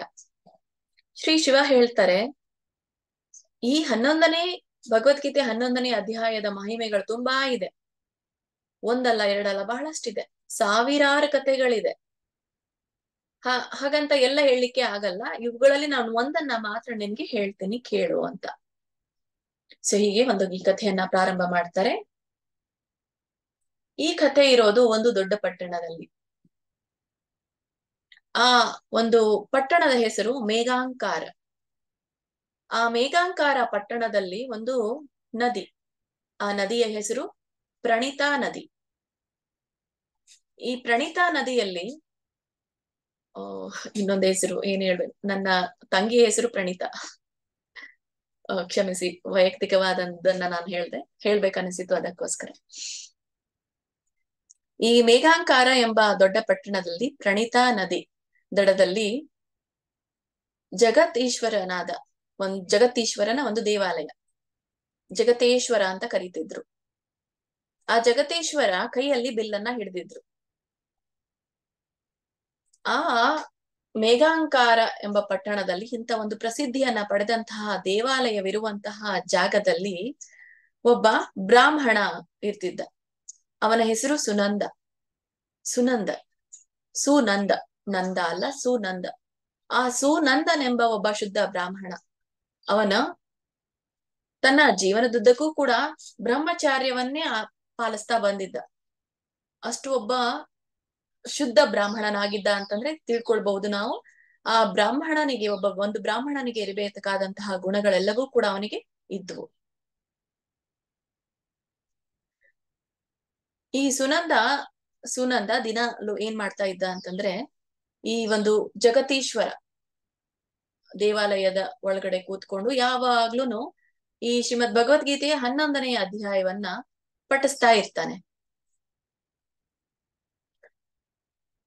ಈ ಭಗವದ್ಗೀತೆ 11ನೇ ಅಧ್ಯಾಯದಲ್ಲಿ ವಿಶ್ವರೂಪವನ್ನ ನೆನಪಿಸ್ಕೊಳ್ತಾ ಇರ್ತಾನೆ, ಭಗವಂತನ ವಿಷ್ಣು ರೂಪವನ್ನ. ಹೀಗೆ ಶ್ರೀಮದ್ ಭಗವದ್ಗೀತೆಯ 11ನೇ ಅಧ್ಯಾಯವನ್ನ ಪಠಿಸುವ ಮೂಲಕ, ವಿಶ್ವರೂಪವನ್ನ ನೆನಪು ಮಾಡ್ಕೊಳ್ಳುವ ಮೂಲಕ ಅವನು ತನ್ನ ಇಂದ್ರಿಯಗಳ ಮೇಲೆ ಸಂಪೂರ್ಣ ಹಿಡಿತವನ್ನ ಸಾಧಿಸಿರ್ತಾನೆ. ಅದಕ್ಕೋಸ್ಕರ ಅವನು ಬ್ರಹ್ಮಚಾರ್ಯದಲ್ಲಿಯೇ ಉಳಿದಿರ್ತಾನೆ. ಹೀಗೆ ಇವನು ಶ್ರೀ ಜಗತೇಶ್ವರ ನಿರಂತರವಾಗಿ ವಿಷ್ಣುವನ್ನ ಸ್ಮರಿಸ್ತಾ ಇರ್ತಾನೆ. ಒಂದಿನ ಈ ಶುದ್ಧ ಬ್ರಾಹ್ಮಣ ಸುನಂದ ಅವನಿಗೆ ಪುಣ್ಯಕ್ಷೇತ್ರ ಪ್ರವಾಸಕ್ಕೆ ಹೋಗ್ಬೇಕು ಅಂತ ಆಸೆ ಬರುತ್ತೆ. ಯಾವ ಪುಣ್ಯಕ್ಷೇತ್ರ ಅಂದ್ರೆ, ಗೋದಾವರಿಯ ನದಿಯ ದಡದಲ್ಲಿರುವಂತಹ ಪುಣ್ಯಕ್ಷೇತ್ರಗಳ ಪ್ರವಾಸ. ಆ ಪ್ರವಾಸಕ್ಕೆ ಹೋಗ್ಬೇಕು ಅನ್ಸುತ್ತೆ. ಅವನೇನ್ ಮಾಡ್ತಾನೆ, ಈ ಒಂದು ವಿರಾಜ ತೀರ್ಥ ಅಂತ ಬರುತ್ತೆ, ಈ ಗೋದಾವರಿ ನದಿಯ ದಡದಲ್ಲಿ ಪ್ರಾರಂಭವಾಗಿ ವಿರಾಜ ತೀರ್ಥ, ಅಲ್ಲಿಂದ ಆರಂಭವನ್ನ ಮಾಡಿ ಪುಣ್ಯಕ್ಷೇತ್ರಗಳನ್ನ ಸಂದರ್ಶನ ಮಾಡ್ತಾ ಹೋಗ್ತಾನೆ. ಮತ್ತೆ ಯಾವ್ಯಾವ ಪವಿತ್ರ ಸ್ಥಳಗಳಲ್ಲಿ ಅವರು ಭೇಟಿ ಕೊಡ್ತಿರ್ತಾರೋ ಅಲ್ಲಿ ಎಲ್ಲ ಸ್ನಾನಾದಿಗಳನ್ನ ಮಾಡಿ ಪ್ರಧಾನವಾದಂತಹ ದೇವರು ಅಂದ್ರೆ ಆ ಪವಿತ್ರ ಕ್ಷೇತ್ರದಲ್ಲಿರುವಂತಹ ಪ್ರಧಾನ ದೇವತೆ ಆ ದೇವರ ದರ್ಶನವನ್ನ ಪಡಿತಿರ್ತಾರೆ.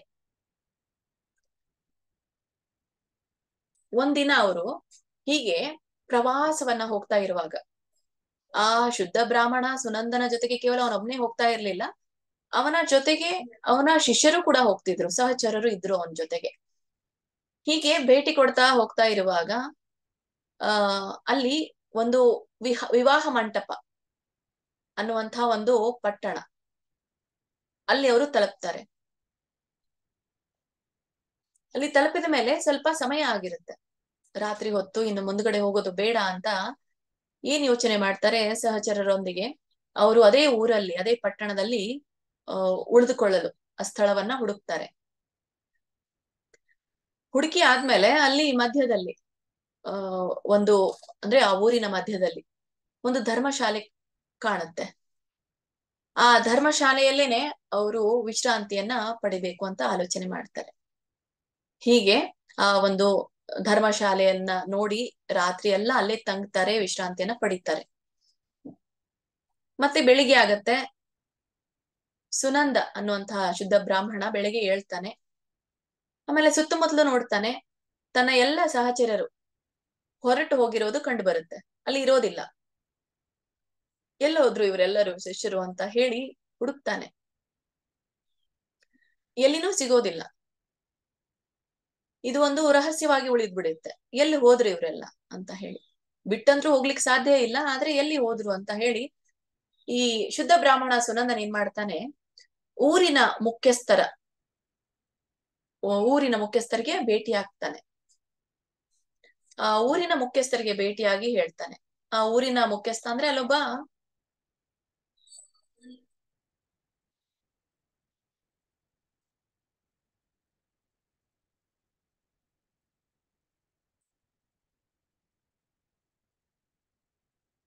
ಭೇಟಿಯಾದಾಗ ನನ್ನ ಸಹಚರರು ಎಲ್ಲಿ ಹೋದ್ರು ಅಂತ ಅವನಿಗೆ ಕೇಳಿದಾಗ ಅವಾಗ ಅಲ್ಲಿ ಮುಖ್ಯಸ್ಥ ಹೇಳ್ತಾರೆ, ಆ ಋಷಿಗಳ ಕಾಲಿಗೆ ಬೀಳ್ತಾನೆ, ನಿಮ್ಮ ಸಹಚರರು ಎಲ್ಲಿಗೆ ಹೋಗಿದ್ದಾರೆ ಎಂದು ನನ್ಗೆ ಹೇಳಲಿಕ್ಕಾಗಲ್ಲ, ನನ್ಗೆ ಗೊತ್ತು ಆದ್ರೆ ಹೇಳಲಿಕ್ಕಾಗಲ್ಲ. ನಿಮ್ಗೆ ಸಮವಾದ ಭಕ್ತರು ಯಾರು ಇಲ್ಲ, ಯಾಕಂದ್ರೆ ನಿಮ್ಮನ್ನ ಕಂಡ ತಕ್ಷಣ ಶುದ್ಧ ಬ್ರಾಹ್ಮಣರಾಗಿರೋದ್ರಿಂದ ನೀವು ಶುದ್ಧ ಭಕ್ತರಾಗಿದ್ದೀರಾ, ಮತ್ತೆ ನಿಮಗೆ ಸಮಾನವಾದ ಭಕ್ತರು ಯಾರು ಇಲ್ಲ. ಅದಕ್ಕಾಗಿ ನಾನ್ ನಿಮ್ಗೆ ಹೇಳ್ತೀನಿ, ಯಾರಿಗೂ ನಾನು ಹೇಳೋದಿಲ್ಲ, ಆದ್ರೆ ಅವ್ರು ಎಲ್ಲಿ ಹೋದ್ರು ಅನ್ನೋದನ್ನ ನಾನು ನಿಮಗೆ ಮಾತ್ರ ಹೇಳ್ತೇನೆ ಅನ್ನೋದನ್ನ ಹೇಳ್ತಾರೆ. ಯಾಕಂದ್ರೆ ನೀವು ಶುದ್ಧ ಬ್ರಾಹ್ಮಣರಾಗಿರೋದ್ರಿಂದ ನೀವು ಪರಿಶುದ್ಧರಾಗಿದ್ದೀರಾ, ನಿಮ್ಮಷ್ಟು ಪರಿಶುದ್ಧರನ್ನ ನಾನು ಇನ್ನುವರೆಗೂ ಕೂಡ ನೋಡಿಲ್ಲ ಅಂತ ಹೇಳಿ ಆ ಮುಖ್ಯಸ್ಥ ಪ್ರಾರಂಭ ಮಾಡ್ತಾನೆ. ಹೀಗೆ ಈ ಊರಿನ ಮುಖ್ಯಸ್ಥ ವಿನಮ್ರ ಕೋರಿಕೆಯನ್ನ ಕೇಳಿದ ಸುನಂದ ಕೆಲವು ದಿನಗಳವರೆಗೆ ಅಲ್ಲೇ ಇರ್ತಾರೆ. ಯಾಕಂದ್ರೆ ಅಷ್ಟೊಂದು ಭಕ್ತಿ ಭಾವದಿಂದ ಅವರ ಒಂದು ಏನು ಪೂಜೆಯನ್ನ ಮಾಡ್ತಾರೆ, ಮತ್ತೆ ಅವರಿಗೆ ಆದರವನ್ನ ತೋರಿಸ್ತಾರೆ. ಹಾಗಾಗಿ ಸುನಂದ ತನ್ನ ಸಹಚರರ ಹುಡುಕಾಟದಲ್ಲಿ ಅದೇ ಊರಲ್ಲಿ ತಂಗುತ್ತಾರೆ, ಯಾಕಂದ್ರೆ ಅವರು ಸಿಗೋವರೆಗೂ ಹೋಗ್ಬಾರ್ದು ಅನ್ನುವಂಥ ಈ ಆಲೋಚನೆ. ಆ ಮುಖ್ಯಸ್ಥ ತನ್ನ ಮನೆಗೆ ಕರ್ಕೊಂಡು ಹೋಗಿ ಸುನಂದ ಈ ಶುದ್ಧ ಬ್ರಾಹ್ಮಣ ಆರಾಮವಾಗಿರ್ಲಿಕ್ಕೆ ಎಲ್ಲ ವ್ಯವಸ್ಥೆಯನ್ನ ಮಾಡ್ತಾನೆ. ಮತ್ತೆ ಹಗಲಿರುಳು ಕೂಡ ಅವರ ಸೇವೆಯನ್ನ ಮಾಡ್ತಾನೆ. ಹೀಗೆ 8 ದಿನಗಳು ಕಳೆಯುತ್ತೆ. ಹೀಗೆ 8 ದಿನಗಳು ಕಳೆದ್ಮೇಲೆ ಈ ಸುನಂದ ಆರಾಮಾಗಿ ಆ ಒಂದು ಮುಖ್ಯಸ್ಥನ ಮನೆಯಲ್ಲಿ ಕುಳಿತಾಗ ಒಬ್ಬ ಅದೇ ಹಳ್ಳಿಯ ವ್ಯಕ್ತಿ ಈ ಸುನಂದ ಬ್ರಾಹ್ಮಣನ ಮುಂದೆ ಬಂದ್ ನಿಂತ್ಕೊಂಡು ಜೋರಾಗಿ ಅಳ್ತಾನೆ. ಏನಂತ ಹೇಳ್ತಾನಂದ್ರೆ, ಓ ಶುದ್ಧ ಬ್ರಾಹ್ಮಣ, ನಿನ್ನೆ ರಾತ್ರಿ ಒಬ್ಬ ರಾಕ್ಷಸನು ನನ್ನ ಮಗನನ್ನ ತಿಂದಿದ್ದಾನೆ ಅಂತ ಹೇಳ್ತಾನೆ. ಅಂದ್ರೆ ಇದನ್ನ ಒಮ್ಮೆ ಸುನಂದನ ಮುಂದೆ ಆ ವ್ಯಕ್ತಿ ಬಂದು ಹೇಳಿದ್ಮೇಲೆ ಸುನಂದನಿಗೆ ಕೆಲವು ಕ್ಷಣ ಗೊಂದಲ ಆಗುತ್ತೆ, ಏನಿದು ಅಂತ ಹೇಳಿ. ಅವಾಗ ಆ ರಾಕ್ಷಸ ಎಲ್ಲಿದ್ದಾನೆ ಹೇಳು, ಮತ್ತೆ ಅವ್ ನಿಮ್ಮ ಮಗನನ್ನ ಯಾಕೆ ತಿಂದ, ಹೇಗೆ ತಿಂದ ಅನ್ನೋದು ಪ್ರಶ್ನೆ ಬರುತ್ತೆ. ಯಾಕಂದ್ರೆ ಯಾವುದೇ ರಾಕ್ಷಸಗಳು ಆಗ್ಲಿ ಕಾರಣ ಇಲ್ಲದೆ ಏನು ಮಾಡಲ್ಲ, ಕಾರಣ ಇರುತ್ತೆ, ಅದಕ್ಕೊಂದು ಕಥೆ ಇರುತ್ತೆ. ಸೊ ಹಾಗೆ ಈ ರಾಕ್ಷಸನ ಕುರಿತಾಗಿ ತಿಳಿಲಿಕ್ಕೆ ಇಚ್ಛೆ ಪಟ್ಟ ಸುನಂದ. ಈ ವಿಷಯವನ್ನ ಹೇಳಲಿಕ್ಕೇನೆ ಆ ಮುಖ್ಯಸ್ಥ ಹಿಂದೆ ಮುಂದೆ ನೋಡ್ತಾ ಇದ್ದ. ಯಾಕಂದ್ರೆ ಎಲ್ಲ ಊರಿನ ಜನರಿಗೂ ಕೂಡ ಗೊತ್ತಿತ್ತು ಈ ವಿಷಯ. ಒಬ್ಬ ಭಯಂಕರ ರಾಕ್ಷಸ ಅವನ ಸಹಚರರನ್ನು ಕೂಡ ತಿಂದಿದ್ದಾನೆ ಅಂತ. ಹೀಗೆ ಇದರ ಕುರಿತಾಗಿ ಸುನಂದ ವಿಚಾರಿಸಿದಾಗ ಆ ಹಳ್ಳಿಯವನ ಹೇಳ್ತಾನೆ, ಈ ಒಂದು ಪಟ್ಟಣದಲ್ಲಿ ನೀವು ಈಗ ತಂಗಿದಿರಲ್ಲ, ಈ ಒಂದು ಪಟ್ಟಣದಲ್ಲಿ ಒಬ್ಬ ಭಯಂಕರವಾದ ನರರಾಕ್ಷಸನಿದ್ದಾನೆ. ಅವನು ನರಭಕ್ಷಕ. ಅವನು ಪ್ರತಿದಿನ ಹಳ್ಳಿಗರಲ್ಲಿ ತನಗೆ ಇಷ್ಟವಾದದ್ದನ್ನ ತಿಂತಿದ್ದ. ಹಳ್ಳಿಯಲ್ಲಿ ಯಾರ್ಯಾರು ಇರ್ತಾರೋ ಅವರನ್ನ, ತನಗೆ ಏನ್ ಇಷ್ಟ ಆಯ್ತೋ, ಯಾರು ಇಷ್ಟ ಆಯ್ತೋ ಇವತ್ತಿನ ದಿನ ಅವರನ್ನ ತಿಂತಾ ಇದ್ದ. ಹಾಗಾಗಿ ಎಲ್ಲರೂ ಹಳ್ಳಿಯವರು ಕೂಡ್ಕೊಂಡು ಒಂದು ದಿನ ರಾಕ್ಷಸನ ಬಳಿಗೆ ಹೋಗಿ ವಿನಂತಿ ಮಾಡ್ತಾರೆ.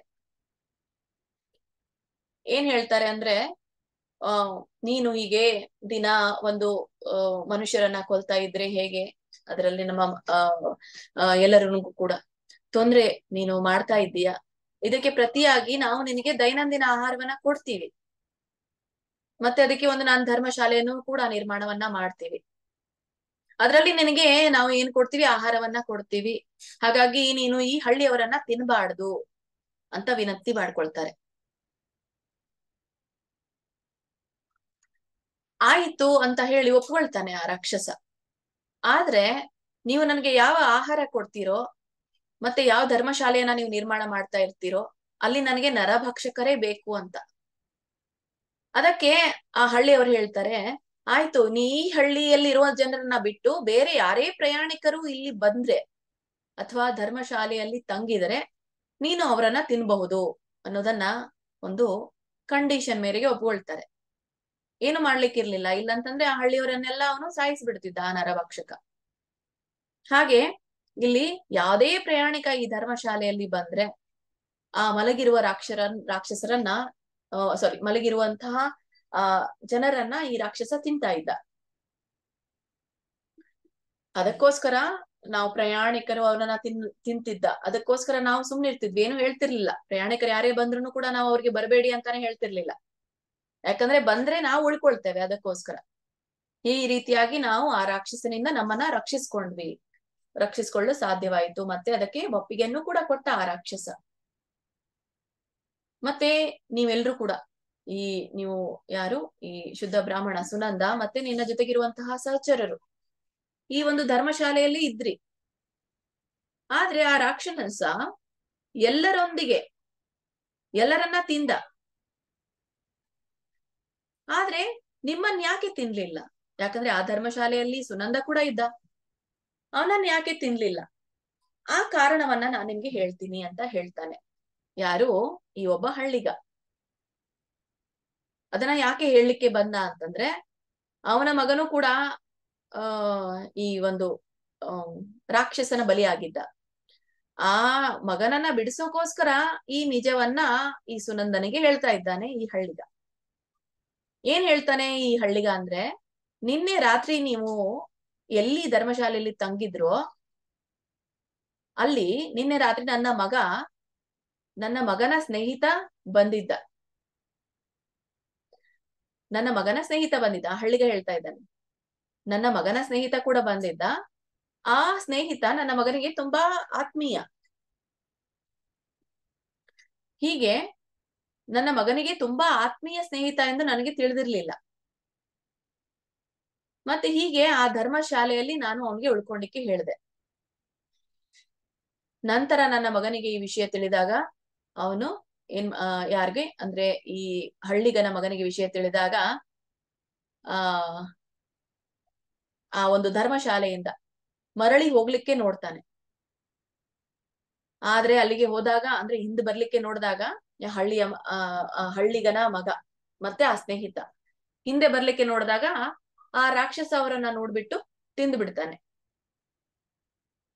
ಹಾಗಾಗಿ ನಾವು ಏನ್ ಕಂಡೀಷನ್ ಹಾಕಿದ್ವೋ ಆ ಕಂಡೀಷನ್ನು ಈಗ ಏನಾಗಿದೆ, ಅವನು ಬ್ರೇಕ್ ಮಾಡಿದ್ದಾನೆ, ಅಂದ್ರೆ ಮುರಿದ್ ಬಿಟ್ಟಿದ್ದಾನೆ ಆ ಕಂಡೀಷನ್. ಯಾರು? ರಾಕ್ಷಸ. ಅದನ್ನ ಕೇಳಲಿಕ್ಕೆ ಆ ಹಳ್ಳಿಗ ಹೋಗ್ತಾನೆ, ರಾಕ್ಷಸನ ಬಳಿಗೆ ಹೋಗ್ತಾನೆ. ನೀನು ನಿನ್ನೆ ಎಲ್ಲ ಪ್ರಯಾಣಿಕರೊಂದಿಗೆ ನನ್ನ ಮಗನೂ ಕೂಡ ತಿಂದಿದ್ಯಾ, ನನ್ನ ಮಗನೂ ಕೂಡ ಇದೇ ಹಳ್ಳಿಯವ, ನೀನ್ ಯಾಕೆ ಆ ಮಗನನ್ನ ತಿಂದಿ, ನನಗೆ ನನ್ನ ಮಗನನ್ನ ಕೊಟ್ಟು ಬಿಡು ಮತ್ತೆ ಯಾವ್ದಾದ್ರು ಮಾರ್ಗವಿದ್ರೆ ನನಗೆ ತಿಳಿಸು, ನನ್ನ ಮಗನನ್ನ ನನಗೆ ಮರಳಿ ಕೊಡು ಅಂತ ಹೇಳಿ ವಿನಂತಿ ಮಾಡ್ಕೊಳ್ತಾನೆ ಆ ರಾಕ್ಷಸನಿಗೆ. ಆಮೇಲೆ ಆ ರಾಕ್ಷಸ ಹೇಳ್ತಾನೆ, ನಿನ್ನ ಮಗ ಧರ್ಮಶಾಲೆಯನ್ನ ಪ್ರವೇಶಿಸಿದ, ಆದ್ರೆ ಅವನು ನಿನ್ನ ಮಗ ಅಂತ ನನಗೆ ತಿಳಿದಿರ್ಲಿಲ್ಲ. ಯಾಕಂದ್ರೆ ಪ್ರಯಾಣಿಕರ ಸಲುವಾಗಿನೇ ಧರ್ಮಶಾಲೆ ಇರುವಂತದ್ದು, ಮತ್ತೆ ಆ ಪ್ರಯಾಣಿಕರಲ್ಲಿ ಅವನು ಒಬ್ಬ ಅಂತ ನಾನು ತಿಳ್ಕೊಂಡೆ. ಹೀಗಾಗಿ ಅವನನ್ನ ನಾನು ಎಲ್ಲರೊಂದಿಗೂ ಕೂಡ ಊಟವನ್ನ ಮಾಡ್ಬಿಟ್ಟೆ ಅಂತ ಹೇಳ್ತಾನೆ. ಅಂದ್ರೆ ಈ ತರ ಒಂದು ಘಟನೆ ನಡೆಯುತ್ತೆ. ಮತ್ತೆ ಒಂದು ಉಪಾಯವನ್ನು ಕೂಡ ಹೇಳ್ತಾನೆ, ನಿನ್ನ ಮಗನನ್ನ ನೀನು ಪಡೆಯುವುದು ಹೇಗೆ ಅಂತ ಆ ರಾಕ್ಷಸ. ಅದು ಉಪಾಯ ಏನು ಅಂದ್ರೆ, ಶ್ರೀಮದ್ ಭಗವದ್ಗೀತೆಯ 11ನೇ ಅಧ್ಯಾಯವನ್ನ ಪ್ರತಿದಿನ ಯಾವ ವ್ಯಕ್ತಿ ಪಠಣೆಯನ್ನ ಮಾಡ್ತಾನೋ ಅಂಥ ವ್ಯಕ್ತಿಯ ಕರುಣೆಯಿಂದ ನಾನು ಈ ರಾಕ್ಷಸ ದೇಹದಿಂದ ಮುಕ್ತನಾಗ್ತೇನೆ, ಮತ್ತೆ ನಿನ್ನ ಮಗನನ್ನ ನೀನು ಮರಳಿ ಪಡೆಯಬಹುದು ಅಂತ ಆ ಹಳ್ಳಿಗನಿಗೆ ಹೇಳ್ತಾನೆ. ಹಾಗೆ ಈ ರಾಕ್ಷಸ ಹೇಳಿರೋದನ್ನ ಈ ಹಳ್ಳಿಗ ಕೇಳ್ಕೊಂಡ್ಬಿಟ್ಟು ಈ ಹಳ್ಳಿಗ ಈ ಈ ಧರ್ಮಶಾಲೆಯಲ್ಲಿ ಇರುವಂತಹ ಈ ಯಾರು ಈ ಮುಖ್ಯಸ್ಥನ ಮನೆಯಲ್ಲಿ ಇರುವಂತಹ ಈ ಸುನಂದನವರೆಗೆ ಬರ್ತಾನೆ. ಯಾಕಂದ್ರೆ ಆ ಧರ್ಮಶಾಲೆಯಲ್ಲಿ ಇರುವವರು ಎಲ್ಲರನ್ನ ತಿಂದ್ರು ಕೂಡ ಅವನೊಬ್ಬನನ್ನ ನಾನು ತಿನ್ಲಿಕ್ಕೆ ಆಗಿಲ್ಲ. ಹಾಗಾಗಿ ಅವನಲ್ಲಿ ದೈವಿ ಕಳೆ ಇದೆ. ಸೊ ಅವನಿಂದ ಮಾತ್ರ ಇದು ಸಾಧ್ಯ. ಅವನಿಗೆ ಹೋಗಿ ನೀನು ವಿನಂತಿ ಮಾಡ್ಕೋ ಅಂತ ಹಳ್ಳಿಗನಿಗೆ ಹೇಳ್ ಕಳ್ಸಿರುತ್ತೆ ಆ ರಾಕ್ಷಸ. ಹಾಗಾದ್ರೆ ಈ ಒಬ್ಬ ರಾಕ್ಷಸ ಬಿಡುಗಡೆಗೆ ಕಾರಣ ಈ ಒಬ್ಬ ಶುದ್ಧ ಬ್ರಾಹ್ಮಣನಾಗ್ತಾನೆ. ಆದ್ರೂ ಕೂಡ ಈ ಬ್ರಾಹ್ಮಣನಿಗೆ ಒಂದು ಪ್ರಶ್ನೆ, ಯಾಕೆ ಈ ರಾಕ್ಷಸ ದೇಹವನ್ನ ಈ ಒಂದು ನರಭಕ್ಷಕ ಪಡೀತು? ಯಾಕೆ ನಿನಗೆ ಈ ರಾಕ್ಷಸ ದೇಹ ಬಂತು, ನರದೇಹ ಬಂತು, ನರರೂಪಿ ದೇಹ ಬಂತು ಅಂತ ಕೇಳಿದಾಗ, ಯಾವ ಪಾಪವನ್ನ ನೀನ್ ಮಾಡಿದೀಯಾ ಅಂತ ಕೇಳಿದಾಗ ಆ ಹಳ್ಳಿಗನು ಕೂಡ ಹೇಳ್ತಾನೆ. ಯಾಕಂದ್ರೆ ರಾಕ್ಷಸ ಆ ಹಳ್ಳಿಗನಿಗೆ ಹೇಳಿರುತ್ತೆ ಏನಂತ, ಆ ರಾಕ್ಷಸ ದೇಹವನ್ನ ಪಡಿಲಿಕ್ಕೆ ಅದಕ್ಕೆ ಶಾಪನೇ ಕಾರಣ. ಯಾರ ಶಾಪ ಸಿಕ್ಕಿತು ಆ ರಾಕ್ಷಸನಿಗೆ ಅಂದ್ರೆ, ಹಿಂದೆ ಒಂದು ಊರಿನಲ್ಲಿ ರೈತ ಇರ್ತಿದ್ದ. ಈ ರಾಕ್ಷಸ ರೈತನಾಗಿದ್ದ. ಒಂದಿನ ಅವನು ಹೊಲವನ್ನ ಕಾಯ್ತಾ ಇದ್ದಾಗ ಅಲ್ಲಿ ದೂರದಲ್ಲಿ ಒಂದು ರಣಹದ್ದು ರಸ್ತೆಯಲ್ಲಿ ಬಳಿ ಇರುವಂತಹ ಒಂದು ಯೋಗಿಯನ್ನ, ಹಾದು ಹೋಗುತ್ತಿದ್ದ ಯೋಗಿಯನ್ನ ಆಕ್ರಮಣ ಮಾಡ್ತಾ ಇತ್ತು ರಣಹದ್ದು. ದೊಡ್ಡದಾಗಿತ್ತು ಆ ರಣಹದ್ದು. ಆಕ್ರಮಣ ಮಾಡ್ತಾ ಇರೋದನ್ನ ಅವನು ಕಂಡನು ಕೂಡ ನಿಸ್ಸಹಾಯನಾಗಿ ಕೂತು ಬಿಟ್ಟ. ಅವನೇನು ಮಾಡ್ಲಿಲ್ಲ. ಹೀಗೆ ಅಲ್ಲಿ ಇನ್ನೊಬ್ಬ ಯೋಗಿಯನ್ನ ನೋಡಿ, ಅಂದ್ರೆ ಒಬ್ಬ ಏನು ಹಾದು ಅಂದ್ರೆ ದಾರಿಯಲ್ಲಿ ಹೋಗುವಂತಹ ವ್ಯಕ್ತಿಯನ್ನ ಅದು ಕಿತ್ತು ತಿಂತಾ ಇತ್ತು ರಣಹದ್ದು. ಆ ರೈತ ಏನ್ ಮಾಡ್ತಾ ಇದ್ದ, ಅದನ್ನ ನೋಡಿನೂ ಕೂಡ ಸುಮ್ನೆ ಇದ್ದ. ಅಲ್ಲೇ ದೂರದಲ್ಲಿ ಒಬ್ಬ ಯೋಗಿ ಇದ್ದ. ಆ ಯೋಗಿ ಈ ರಣಹದ್ದು ಆ ವ್ಯಕ್ತಿಯನ್ನ ತಿಂತಾ ಇರೋದನ್ನ ನೋಡಿ ಇನ್ನೇನು ಆ ಒಂದು ಮನುಷ್ಯನನ್ನ ಕಾಪಾಡ್ಬೇಕು ಅಂತ ಬಳಿಗೆ ಬರುವಷ್ಟರಲ್ಲಿ ಆ ಮನುಷ್ಯನನ್ನ ಕಿತ್ತು ತಿಂದು ಅದರ ಉಳಿದದ್ದ ಎಲ್ಲ ದೇಹವನ್ನ ತಗೊಂಡು ಹಾರ್ ಹೋಗ್ಬಿಡ್ತು. ಆಮೇಲೆ ಆ ಯೋಗಿಗೆ ಕಾಣಿಸುತ್ತೆ ಅಲ್ಲೇ ರೈತ ಇದ್ದ. ಆ ರೈತನ ಮೇಲೆ ತುಂಬಾ ಕೋಪ ಬರುತ್ತೆ ಆ ಯೋಗಿಗಳಿಗೆ. ಏನ್ ಹೇಳ್ತಾರೆ, ನೀನು ಈ ತಿಂತಾ ಇರುವಂತಹ ಮನುಷ್ಯನನ್ನ ರಣಹದ್ದು ತಿಂತಾ ಇದ್ರು ಕೂಡ ನೀನು ಏನೂ ಮಾಡ್ಲಿಲ್ಲ. ಅಟ್ಲೀಸ್ಟ್ ಅದಕ್ಕೆ ನೀನು ಏನಾದ್ರೂ ಕೋಲನ್ನೋ ತಗೊಂಡು ಅಲ್ಲಿ ಓಡಿ ಬಂದಿದ್ರು ಕೂಡ ಅದು ಭಯವನ್ನ ಪಟ್ಕೊಳ್ತಿತ್ತು. ಆದ್ರೆ ನೀನು ಹಾಗೆ ಮಾಡ್ಲಿಲ್ಲ. ಹಾಗಾಗಿ ಕಳ್ಳರು, ಹಾವು, ಬೆಂಕಿ, ಈ ಆಯುಧಗಳ ದಾಳಿ ಇತ್ಯಾದಿಗಳಿಂದ ಇತರಗಳಿಗೆ ಆಪತ್ತನ್ನ ಯಾರು ತಂದ್ಕೊಡ್ತಾರೋ ಅಂತವರು ಯಮರಾಜನ ಬಳಿಗೆ ಹೋಗಿ ಅವನಿಂದ ಶಿಕ್ಷಿಸಲ್ಪಡ್ತಾರೆ ಅಂತ ಹೇಳ್ತಾನೆ. ಅಂದ್ರೆ ಕಳ್ಳರಿದ್ರು ಕೂಡ ನೋಡಿದ್ರು ಕೂಡ ಸುಮ್ ಕೂಡ್ತಾರೆ. ಹಾವು ಅಲ್ಲಿ ಕಚ್ಚಲಿಕ್ಕೆ ಹೋಗ್ತಾ ಇದೆ ಅಂದ್ರೂ ಕೂಡ ಸುಮ್ ಕೂತ್ಕೊಳ್ತಾರೆ. ಅಲ್ಲಿ ಬೆಂಕಿ ಹತ್ತಾ ಇದೆ ಅಂದ್ರೂ ಕೂಡ ಸುಮ್ ಕೂತ್ಕೊಳ್ತಾರೆ. ಆಯುಧ ದಾಳಿ ಒಬ್ಬ ಮನುಷ್ಯ ಮಾಡ್ತಾ ಇದ್ದಾನೆ ಅಂದ್ರೂ ಕೂಡ ಸುಮ್ ಕೂತ್ಕೊಳ್ತಾನೆ. ಸೊ ಇಂಥ ವ್ಯಕ್ತಿಗೆ ಯಮರಾಜನಿಂದ ಶಿಕ್ಷೆ ಸಿಗೋದು ಖಂಡಿತ. ಅಂತವನು ನರಕ ಲೋಕದಲ್ಲಿ ಬಳ್ಳಾಡ್ತಾನೆ. ಹಾಗಾಗಿ ನೀನು ಇಂಥ ಕ್ರೂರವಾದಂತಹ ಜಾತಿಗೆ ಸೇರಿದವನಾಗಿದೀಯಾ, ಎಲ್ಲವನ್ನ ತಿಳಿದು ನೀನು ಸುಪ್ ಕೂತಿದೀಯಾ. ಹಾಗಾಗಿ ನೀನು ಕ್ರೂರ ಪ್ರಾಣಿಯಾಗು. ಮನುಷ್ಯನನ್ನ ತಿನ್ನುವಂತಹ ಒಬ್ಬ ರಾಕ್ಷಸನಾಗು ಅಂತ ಹೇಳಿ ಶಾಪ ಕೊಟ್ಟು ಬಿಡ್ತಾನೆ. ಹೀಗೆ ಆ ಒಬ್ಬ ದುಷ್ಟ ರೈತನಾಗ್ತಾನೆ. ಮತ್ತೆ ಆವಾಗ ರೈತ ಹೇಳ್ತಾನೆ, ಕ್ಷಮಿಸಿ, ನಾನು ಬಿಸಿಲಿನಿಂದ ಬಳಲ್ತಾ ಇದ್ದೆ, ನನ್ನ ಒಂದು ಹೊಲವನ್ನ ನಾನು ಗದ್ದೆಯನ್ನ ನೋಡ್ಕೊಳ್ತಾ ಇದ್ದೆ. ಆ ನೋಡ್ಕೊಳ್ಳೋ ಇದ್ರಲ್ಲಿ ನಾನು ಆ ಘಟನೆಯನ್ನ ಸರಿಯಾಗಿ ತಿಳ್ಕೊಳ್ಳಿಲ್ಲ, ಏನ್ ನಡೀತಾ ಇದೆ. ತಿಳ್ಕೊಳ್ಳುವಷ್ಟ್ರಲ್ಲಿ ನೀವು ಬಂದ್ಬಿಟ್ರಿ. ದಯವಿಟ್ಟು ನನ್ನ ಕ್ಷಮಿಸಿ, ನನಗೆ ಈ ಒಂದು ನರರಾಕ್ಷಸನಿಂದ ಹೊರಗೆ ಬರ್ಲಿಕ್ಕೆ ಯಾವ್ದಾದ್ರು ಉಪಾಯವನ್ನ ತಿಳಿಸಿ ಅಂತ ಹೇಳಿದಾಗ ಆ ಒಬ್ಬ ಯೋಗಿ ಹೇಳ್ತಾರೆ, ಯಾರಾದ್ರೂ ಈ ಭಗವದ್ಗೀತೆಯ 11ನೇ ಅಧ್ಯಾಯವನ್ನ ದಿನನಿತ್ಯವಾಗಿ ಪಠಣೆಯನ್ನ ಮಾಡ್ತಾರೋ ಅಂತ ವ್ಯಕ್ತಿಯ ಇರುವಂತಹ ಒಂದು ನೀರನ್ನ ನಿನ್ನ ಮೇಲೆ ಚಿಮ್ಮಟಿಸಿದಾಗ ನೀನು ಮತ್ತೆ ಮರಳಿ ನೀನು ದೈವಿ ಲಕ್ಷಣಗಳನ್ನ ಪಡ್ಕೊಳ್ತೀಯ ಅಂತ ಹೇಳಿ ಆ ಋಷಿಗಳು ಮುಂದೆ ಹೋಗ್ತಾರೆ. ಹೀಗೆ ಆ ಒಬ್ಬ ಹಳ್ಳಿಗ ಎಲ್ಲವನ್ನ ವಿಶ್ಲೇಷಿಸಿ ಆ ಒಬ್ಬ ಶುದ್ಧ ಬ್ರಾಹ್ಮಣ, ಈಗಾಗ್ಲೇ ಹೇಳಿರೋ ಹಾಗೆ ಭಗವದ್ಗೀತೆಯ 11 ಅಂದ್ರೆ ಸುನಂದ ಬ್ರಾಹ್ಮಣ 11ನೇ ಅಧ್ಯಾಯವನ್ನ ದಿನನಿತ್ಯ ಪಠಣೆಯನ್ನ ಮಾಡ್ತಾ ಇರ್ತಾನೆ. ಹಾಗಾಗಿ ಅವನಿಗೆ ತಿನ್ಲಿಕ್ಕಾಗಲ್ಲ, ನರಬ್ರಾಹ್ಮಣನಿಗೆ, ಯಾರು ಈ ನರ ರಾಕ್ಷಸನಿಗೆ. ಅದಕ್ಕಾಗಿ ಅವನು ಬಂದು ಆ ರಾಕ್ಷಸನ ಮೇಲೆ ನೀರನ್ನ ಚಿಮಿಸಿದಾಗ ಅವನು ಮತ್ತೆ ದೈವಿ ಗುಣಗಳನ್ನ ಪಡ್ಕೊಂಡು ಅವನು ತನ್ನ ಮುಂದಿನ ಲೋಕಕ್ಕೆ ತನ್ನ ಮಾರ್ಗವನ್ನ ಪಡಿತಾನೆ, ಮತ್ತೆ ಶಾಪದಿಂದ ಮುಕ್ತಿಯನ್ನ ಪಡಿತಾನೆ. ಹೀಗೆ ಈ ಒಂದು ಮತ್ತೆ ಜೊತೆಗೆ ಈ ಒಬ್ಬ ಹಳ್ಳಿಗ ತನ್ನ ಮಗನನ್ನ ಉಳಿಸ್ಲಿಕ್ಕೆ ಹೇಳಿದ. ಆ ಮಗನನ್ನ ತಿಂದಂತ ಮಗನನ್ನ ಅಂದ್ರೆ ಯಾರ್ಯಾರು ಆ ಒಬ್ಬ ನರರಾಕ್ಷಸ ಯಾರ್ಯಾರನ್ನೆಲ್ಲ ತಿಂದಿದ್ನೋ ಅವ್ರೆಲ್ಲರನ್ನೂ ಕೂಡ ಸ್ವರ್ಗಲೋಕಕ್ಕೆ ಹೋಗ್ತಾರೆ, ವೈಕುಂಠ ಮಾರ್ಗವಾಗಿ ಸ್ವರ್ಗಲೋಕಕ್ಕೆ ಹೋಗ್ತಾರೆ ಅನ್ನೋದನ್ನ ಇಲ್ಲಿ ತಿಳಿಸಲಾಗಿದೆ. ಅಂದ್ರೆ ಅವರೆಲ್ಲನೂ ಕೂಡ ಒಳ್ಳೆಯ ಸಾವನ್ನೇನೆ ಪಡೀತಾರೆ ಅನ್ನೋದನ್ನ ಇಲ್ಲಿ ಹೇಳಿದ್ರು. ಇವೆಲ್ಲವೂ ಕೂಡ ನಾವು ತಿಳ್ಕೊಂಡಾಗ ಇಷ್ಟೊಂದು ಘಟನೆ ನಡೆಯತ್ತಾ ಅಂತ ಆಗುತ್ತೆ. ಹಾಗಾಗಿ 6ನೇ ಅಧ್ಯಾಯವರೆಗೂ ಕೂಡ ನಮ್ಗೆ ಉಪಯೋಗವಾಗುವಂತಹ ಮಹಾತ್ಮೆ ಇದೆ. ಮುಂದೆ ಎಲ್ಲವೂ ಕೂಡ ಇಂಥ ಕೆಲವೊಂದು ಘಟನೆಗಳನ್ನ ನಾವು ಕಾಣ್ತೇವೆ. ಆದ್ರೂ ಕೂಡ ಈ 11ನೇ ಅಧ್ಯಾಯವನ್ನ ಓದೋದ್ರಿಂದ ನಾವು ಈ ಭೂತ ಪಿಶಾಚಿಗಳಿಗೂ ಕೂಡ ಮುಕ್ತಿಯನ್ನ ಕೊಡ್ತೀವಿ ಅನ್ನೋದು ನಮ್ಗೆ ಗೊತ್ತಾಗುತ್ತೆ. ಯಾಕಂದ್ರೆ ಅವೆಲ್ಲ ನಮ್ಗೆ ಕಣ್ಣಿಗೆ ಕಾಣದೇ ಇದ್ರೂ ಕೂಡ ಹೇಗೆ ಈಗ ದೇವರ ಸತ್ಯನೋ ಅವು ಇರೋದು ಸತ್ಯನೇ. ಹಾಗಂತ ಹೇಳಿ ಇದರ ಕೇವಲ ಪಠಣೆಯಿಂದ ಮಾತ್ರ ನಮ್ಗೆ ಅವುಗಳಿಗೂ ಕೂಡ ನಾವು ಮುಕ್ತಿಯನ್ನ ಕೊಡಬಹುದು ಅನ್ನೋದು ನಮ್ಗೆ ಈ ಒಂದು ಭಗವದ್ಗೀತೆ 11ನೇ ಅಧ್ಯಾಯದ ಮಹಾತ್ಮೆಯಿಂದ ಗೊತ್ತಾಗುತ್ತೆ. ಹರೇ ಕೃಷ್ಣ.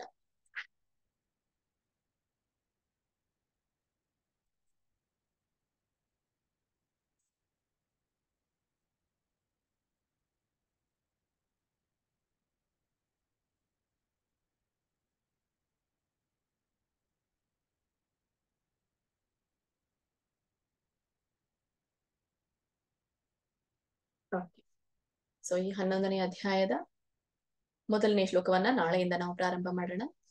ಅರ್ಜುನ ಉವಾಚ 4 ಶ್ಲೋಕಗಳಲ್ಲಿ ವಿನಂತಿಯನ್ನ ಮಾಡ್ತಾರೆ ಅರ್ಜುನ.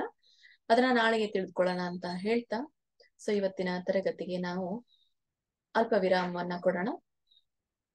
ಧನ್ಯವಾದಗಳು ಎಲ್ಲರಿಗೂ ಕೂಡ. ಹರೇ ಕೃಷ್ಣ. ಯಾರಿಗಾದ್ರೂ ಪ್ರಶ್ನೆಗಳಿದ್ರೆ ಹ್ಯಾಂಡ್ ರೈಸ್ ಮಾಡಿ.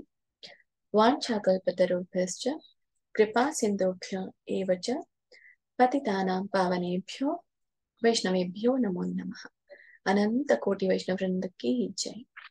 ಶ್ರೀಲ ಪ್ರಭುಪಾದಕ್ಕೆ ಜೈ.